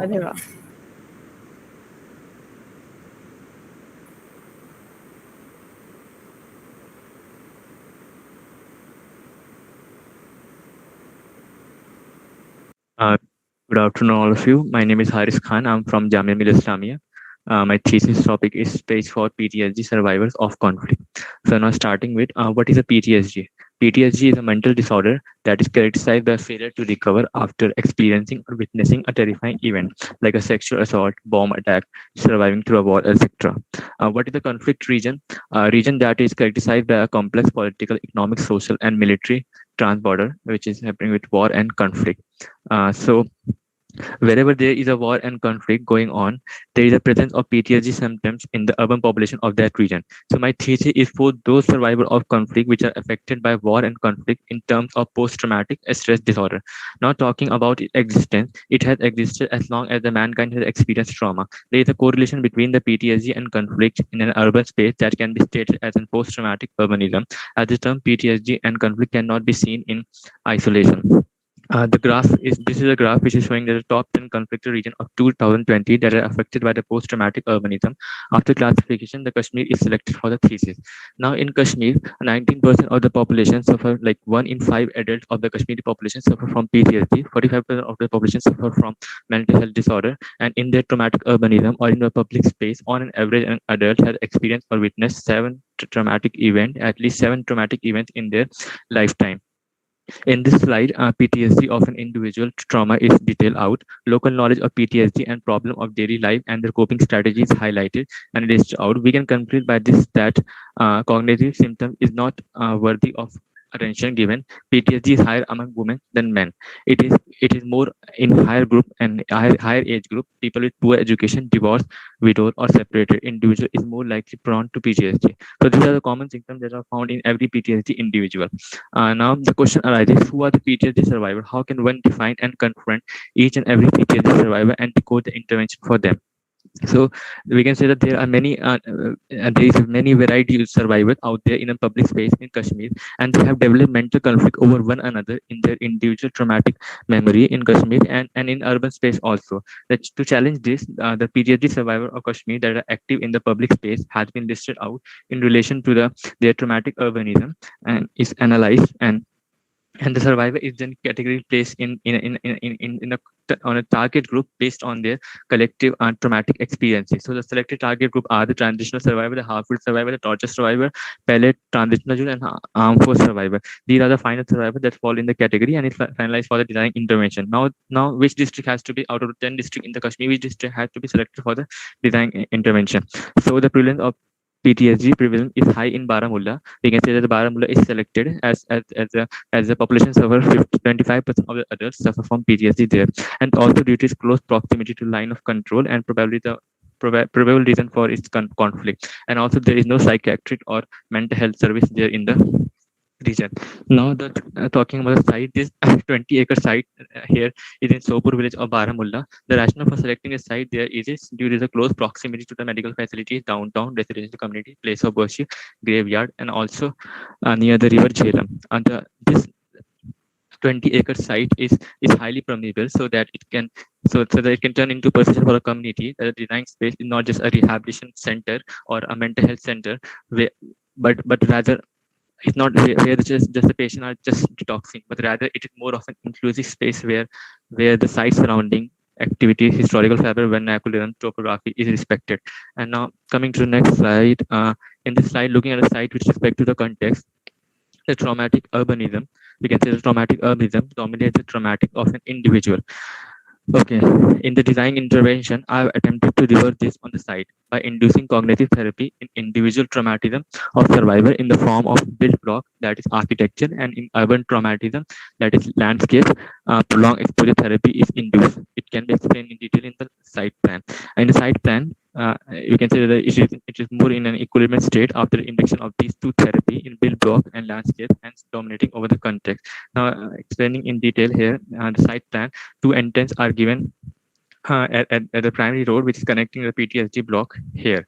Okay, the secondary entrance of the target group, which is here, is now connecting to the severe PTSD block. There is also a controlled privacy which is maintained between these two blocks, and the overbuilt block is acting as a cognitive therapy, and the landscape is placed in between those spaces of the built block in the form of prolonged exposure therapy. Now coming to the site section, build block and the landscape is attempted to be placed as a plugin, which should not go off with the context. Hence balancing with the context in terms of vernaculism, landscape, color harmony, historical fabric, etc.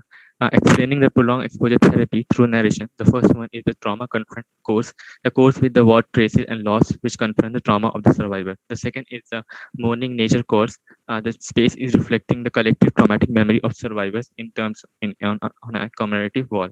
The third one is the acceptance, which is a cultural core. It is a kind of a social space for a community where they can come together and can share their common cultural identity in order to elevate the traumatic memory over one another. The fourth one is the reattachment. At the end, the survivor is subjected to a landscape where he is enforced to be a part of the therapeutic healing nature of the landscape. Now coming to this site view, now explaining the cognitive therapy of the built block. This one is here as a PTSD block, which is then categorically divided in different sets of blocks based on survivors categorization. This one is the community block and its landscape. That is the community space where the peace building, conflict resolution, and psychosocial program will take place. This one is the admin block where the different stakeholders are regulating the program on the site. This is a PTSD block here with a library, reading hall, classroom, cafe, and peer mentoring space. This block, this whole PTSD block is then connected to a transitional block here, and then this physiotherapy block is at the back end of these two blocks. Now coming to here, this block is the PTSD block where survivors suffer from the highest prevalence of PTSD. So this block is at the entrance is the treatment therapy and treatment block, which is then connected to the cafe peer mentoring space here and occupational therapy here. Okay, then we have the landscape. We have the here U-shaped block here, which is a rehabilitation plus therapy block. Here is the half widow block that is surrounded by priority space and the women block here. And the women and half widow block have a common therapy block and a private space in between the block. And these last two blocks, the torture survivor and the massacre survivor, here have G+1 height with their landscape around them. So at the first floor of the target room, there is a survivor room given for a rehabilitation in all of the survivor blocks in order to alleviate their suffering and trauma. And after that, they can be reintegrated back into the society. Now, this one is the exploded view, which is highlighting the cognitive therapy of the build block as a color coding, which is highlighting the individual traumatism. And the dotted line marking the landscape of site, highlighting the prolonged exposure therapy and urban traumatism. And this one is the landscape plan of the ground floor. Now coming to this is the landscape plan of the first floor, and then this is the size section and elevation, and this one is the structure which is showing that the Jidiwari is used. Other construction material is used is the dark construction, the timber log, and the mixed use construction is incorporated for build structure. Then this is the render, which is a view from the main entrance pathway leading to the PTSD treatment block. Here you can see the community space and the community block. This one is the view from the community block where you can see a psychosocial and conflict resolution activities is taking place. Now this one is the view from the community space where you can see the community wall and other survivors block. This one is a view from the experience space of PTSD treatment block where you can see directly the community space and other social space. And this one is a view from PTSD treatment block where this one is a torture survivor block, this one is a massacre survivor block, this one is a woman and half widow block. Now this is the view from the terrace of the half widow block where you can see that the activities going on among the women. This one is a view from river along the river Jhelum. And now coming to the conclusion, the thesis aims to bind the survivors together in the form of a collective memory in an urban space without having any conflict over their personal traumatic memory. The multiple set of survivors suffering from PTSD were further classified based on their collective trauma, that is massacre survivor, torture survivor, armed force survivors, transitional youth, and combat survivor, armed force combat survivor. The survivor was then further classified based in PTSD block and severe PTSD block for rehabilitation, inducing cognitive therapy in its landscape and cognitive therapy in its build block and prolonged exposure therapy in its landscape. The survivor in build block are dominating over the landscape, which is vice versa in its context. Thus an equilibrium is created over a complex web of mental conflict on the site, and where the peace building activity and the conflict resolution activity will take place, and we can say that the user after that will alleviate their traumatic memory when they get back to their traumatic urbanism. So it will not affect them mentally after that. Thank you.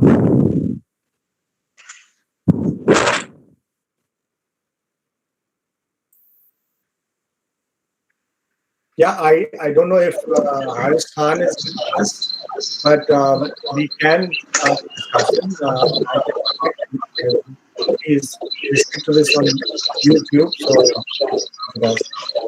yeah. Shubhra, you want to Maybe Samit can start.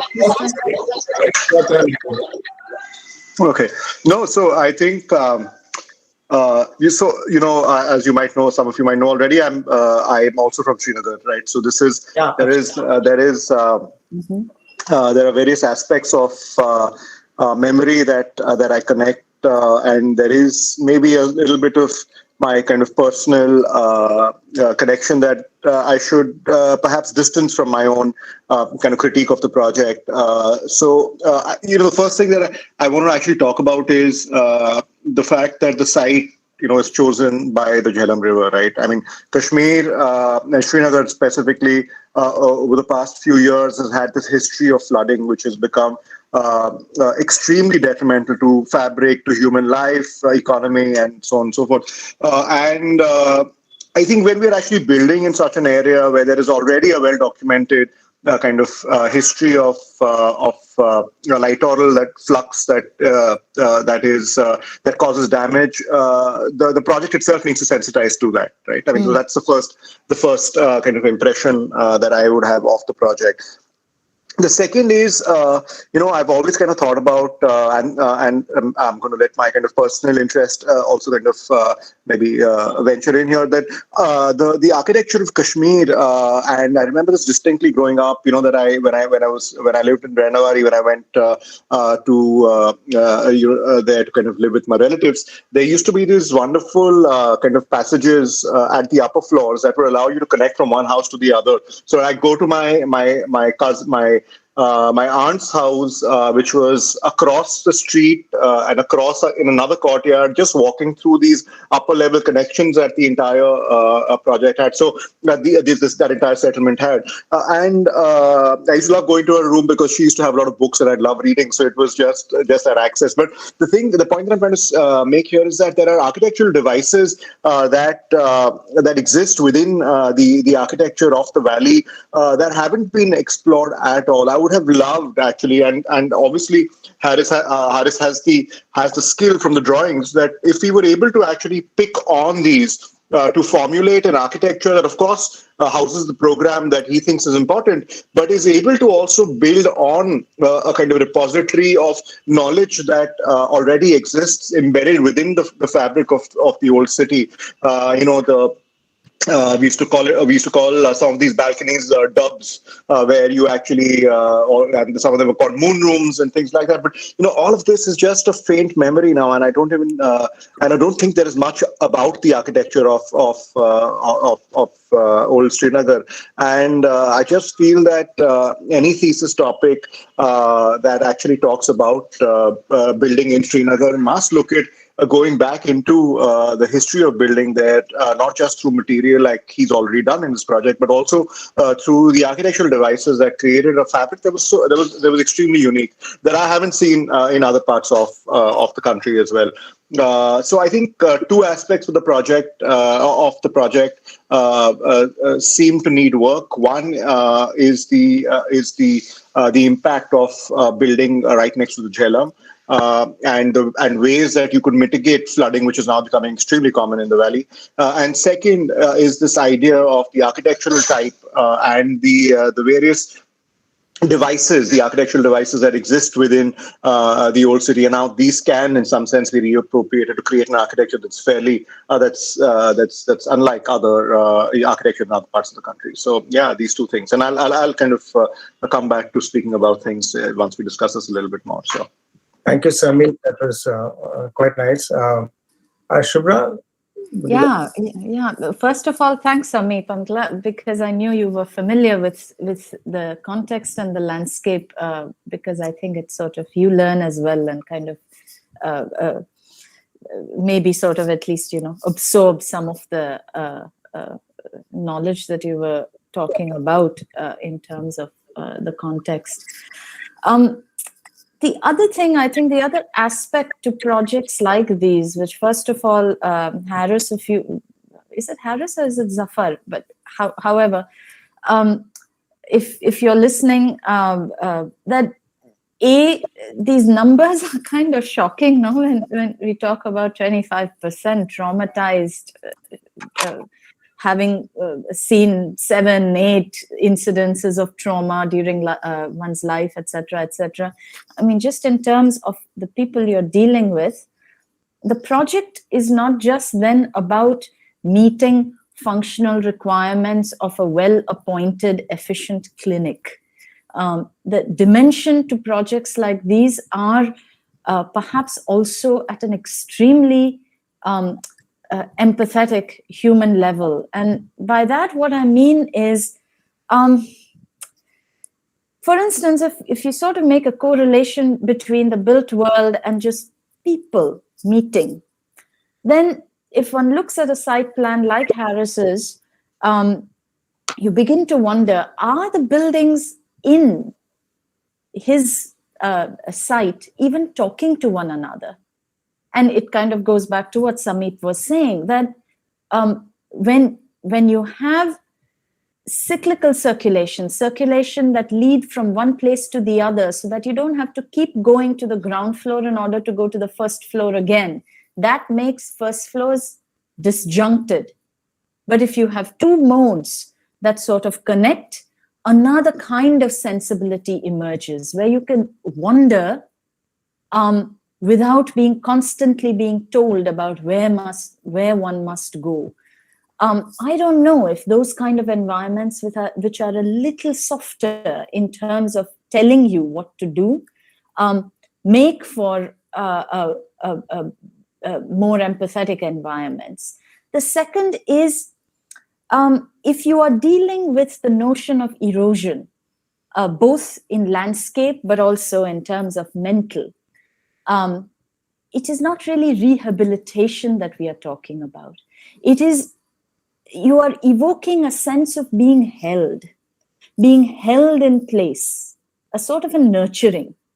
So even in terms of, let's say, land now, which is constantly interacting with water in terms of being eroded, fluctuating, etc., a dam suddenly, or some retaining structure, perhaps may be too severe, where you repel something rather than you allow transformation both ways. And in that, you begin to wonder, that coupled with what other tools do we have as people working with the built environment other than walls and columns? Can trees come into picture? And especially a place like Kashmir, because unlike walls and what we are usually used to, at least a place like Kashmir, and maybe Samit can correct me if I'm wrong, but you have 4 seasons, the trees and the nature of enclosure that trees provide change, so that you mark autumn and you mark winter and you mark spring and you mark summer differently, because now these building elements, which are various kinds of vegetation, are helping you create environments that fluctuate according to season. When you begin to think of elements that way and say, would those help in creating environments that are just places that allow you to feel a little calm, feel being held in place, a little more than 4 walls and a roof, no matter how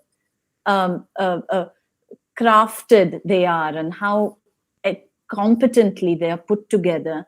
And then what is the balance between needing winter shelter versus perhaps summer?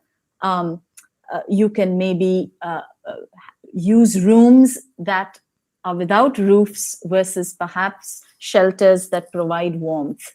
So suddenly the project becomes a completely different preoccupation of how you work with not just landscape in a generic way, but what are your architectural tools now? They're not just the ones we think are available to us.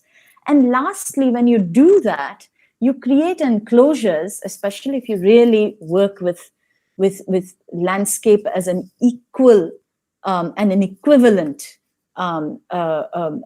way of making spaces, that you begin to look at enclosures that provide a boundedness without confinement as a balance to rooms with doors and with things that we are more used to. So again, it's a set of questions that begin actually with how do we deal with erosion of in terms of social fragmentation, in terms of landscape interacting how have we dealt with erosion in terms of wanting to resist erosion versus allowing things to let us transform in our own ways, so that even getting better from PTSD is not just a linear way of going from one clinic to another clinic, taking medicines, and now you're rehabilitated into society, but somehow a little more empathetic way of even working with people who are traumatized, because everyone might need to heal in a different way. So erosion and healing become very evocative themes then for the project, whether it's of the physical environment, or whether it's the actual people who then inhabit, sort of cyclical. So there is a little element of poetics that one needs to get into for it to inform where our design trajectory goes. Yeah. I was a little moved by the statistics, though. It's just... Yeah, I think we've received very interesting projects, and this one was in a one of those kind of projects which fits into that conflict zone, and I thought it would be interesting to discuss it. I just like, Samip, I'll hand it over to you for last comments on this project. But I just thought I'd take a perspective of Haris, if you're listening. If you took the perspective of looking at it clinically, that means I'm saying if you look at it from the science of hospitals, how would you look at it? What is trauma, and how do you stabilize trauma? One is the physical trauma that you go through. You deal with it very differently. But it's literally like looking at it as a room, which is an ER room, that you would resolve things in that manner. It's an emergency casualty kind of, but trauma is another level up from there. Then if you're looking at it psychologically, and the rehabilitation is very different. So you look at an architecture of healing then, and there are various sensibilities and senses that you involve a patient or the affected a person, which is sometimes about engagement, and how would that engagement be. Sometimes it's also about bringing, because there may be no trust, and you're using engagement with sometimes animals just to be because you're not sure. And there are various ways of therapies that have been evolved for this sort of affected people. And I think if you looked at those examples, then you could derive a better sort of literally like a program, I would say, because it's not only about blocks, but what are these blocks about? Are you being able to confine sometimes? Are you confined sometimes? Are you supposed to engage with people sometimes? Or is the therapy sometimes also physical, where you need to have some mobility exercises? And so these spaces could evolve along those lines. So I think look at it a little more clinically also, and then the architecture, then what Shubhra said would also sort of dovetail into what I was trying to say, the poetics of architecture. Of course, what Samip was saying is very interesting. He knows, he's dipped down memory lane to know. I've never been to Kashmir, so I can't comment much about Kashmir, but it seems to be like a lovely place. I'm sure we'll all be there sometime to meet you, Haris, if you're there. And Samip, maybe you're going to set this up for going there. Yeah, Samip, over to you. No, man. I mean, it's I don't really have that much to add to what I've said, but I'm really just thinking back about the nature of the project. In the sense that to make this a large complex or a large kind of set of large site, 20 acres is a massive site, right? And from what it looked like, the fabric around it was fairly intricate. It didn't feel like it was these big compounds. And I'm just wondering whether reintegration is something that requires that kind of distancing, or is it, or should the project be really smaller, let's say, kind of infills within the fabric, almost like these points of these little bits of these little inserts that actually allow you to find spaces to recover, not disconnected from the city. It's not. It's a part of your everyday. It's something that you chance upon, or you kind of go to as a part of your daily routine, or even something that you can go to at a point during the day where you suddenly feel the effects of PTSD. And I'm just wondering whether the project really needs to rethink the way that it's positioned, maybe that might be a way to start looking at the project, and these then become means to catalyze, let's say, a kind of social equilibrium, right? Where these little inserts also create their own gravity, in the way that they might impact the fabric around it. So I think that's probably something that that Harris can think about. In a sense, what you're saying is really is the architectural answer always to institutionalize care? Yeah. Or whether absolutely. One of the things that was really sensitive about the project, one of the axonometrics showed is the points where he located his entrances were continuations of existing pathways, it seemed at least, the manner in which he drew. Now, what if there were no buildings inside the site? Yeah. And these were just pathways that allowed you through the site, which was maybe more of non-built, and the pathways let you into the fabric, as you were saying. Sameep, something like this. Absolutely. No, it's unfortunately, because of the strife in Kashmir, we haven't been able to look at the architecture as as a consolidated body of knowledge, and it's a subject that requires a huge amount of work. And maybe Harris and other students like him are a beginning to make that happen. So. One is optimistic that this will be something that is more mainstream in a few years. Yeah. But the nature that you were talking about, Sameep, is irrespective of whether it's in Kashmir or Bombay or Ahmedabad. Absolutely, The idea of institutionalized care versus perhaps bringing back a human scale, which means, it's a whole notion of dependency. Rather than we prioritize self-resilience to an extent that itself becomes a distancing element. Absolutely. There was a podcast, I think, that Chitra Vishwanath and her husband Vishwanath were having, reflecting on their own projects and practice. And Vishwanath actually brought up this question as a critique of their own practice. That he said, if all of our projects are self-reliant within their sites, in terms of food security, waste, everything, recycling everything, one way or the other, he said, so how are we dependent on the street where our project is located? And then he sort of evoked this past leader of Singapore who said that independence in some way also builds a certain arrogance. And institutionalization and dependence actually tempers that hubris. And I think in some way that is also what you were pointing to in terms of what is the nature of this project. Yeah. It's important. Great. That's lovely.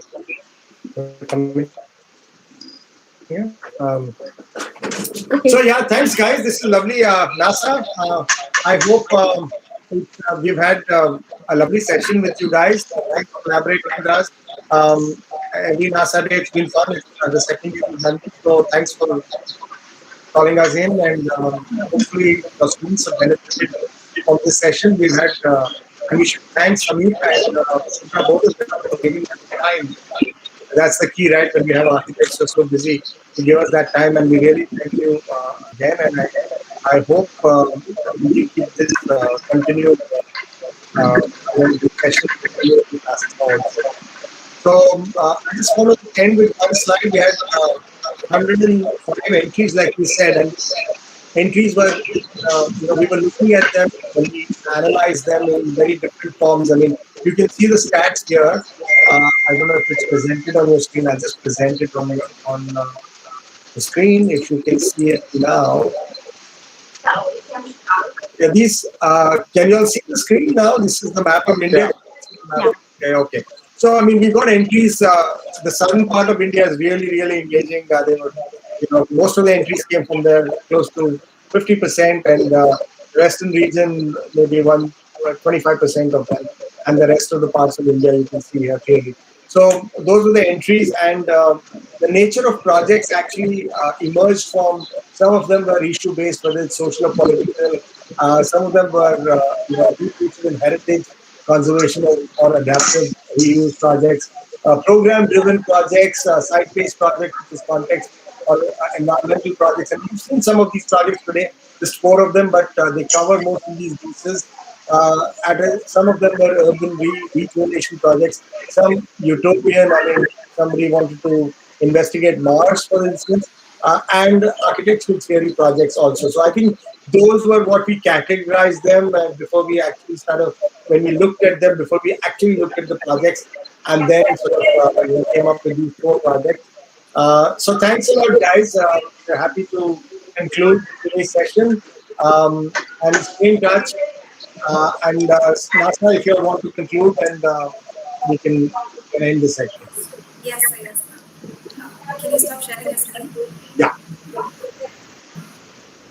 Thank you. First off, I would like to thank architect Shantanu and architect Manisha for curating this whole event and for the good intentions that you guys have about educating the students. And we are glad that it aligns with our values also. And secondly, we would like to thank architect Sameep and architect Shubha for spending a valuable time in critiquing all these projects. And it was really insightful for us, and we hope those who are watching also learn a lot. And third, I would like to thank all the participants, Arjun, Kaustav, Harris, and Suhas, for putting yourselves through the jury process yet again.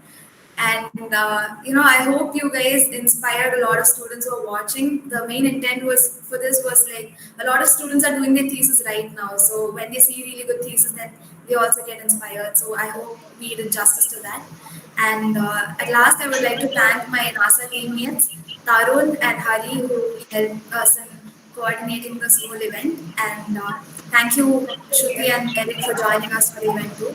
And lastly, thank you for all the viewers who joined us in celebrating NASA Day together. And wish you all happy learning. Thank you. Thank you. Thank you. Thank you. Thanks a lot. Bye, sir.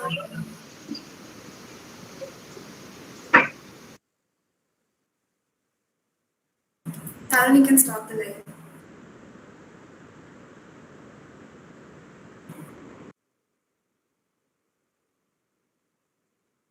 We stopped streaming. Tarun?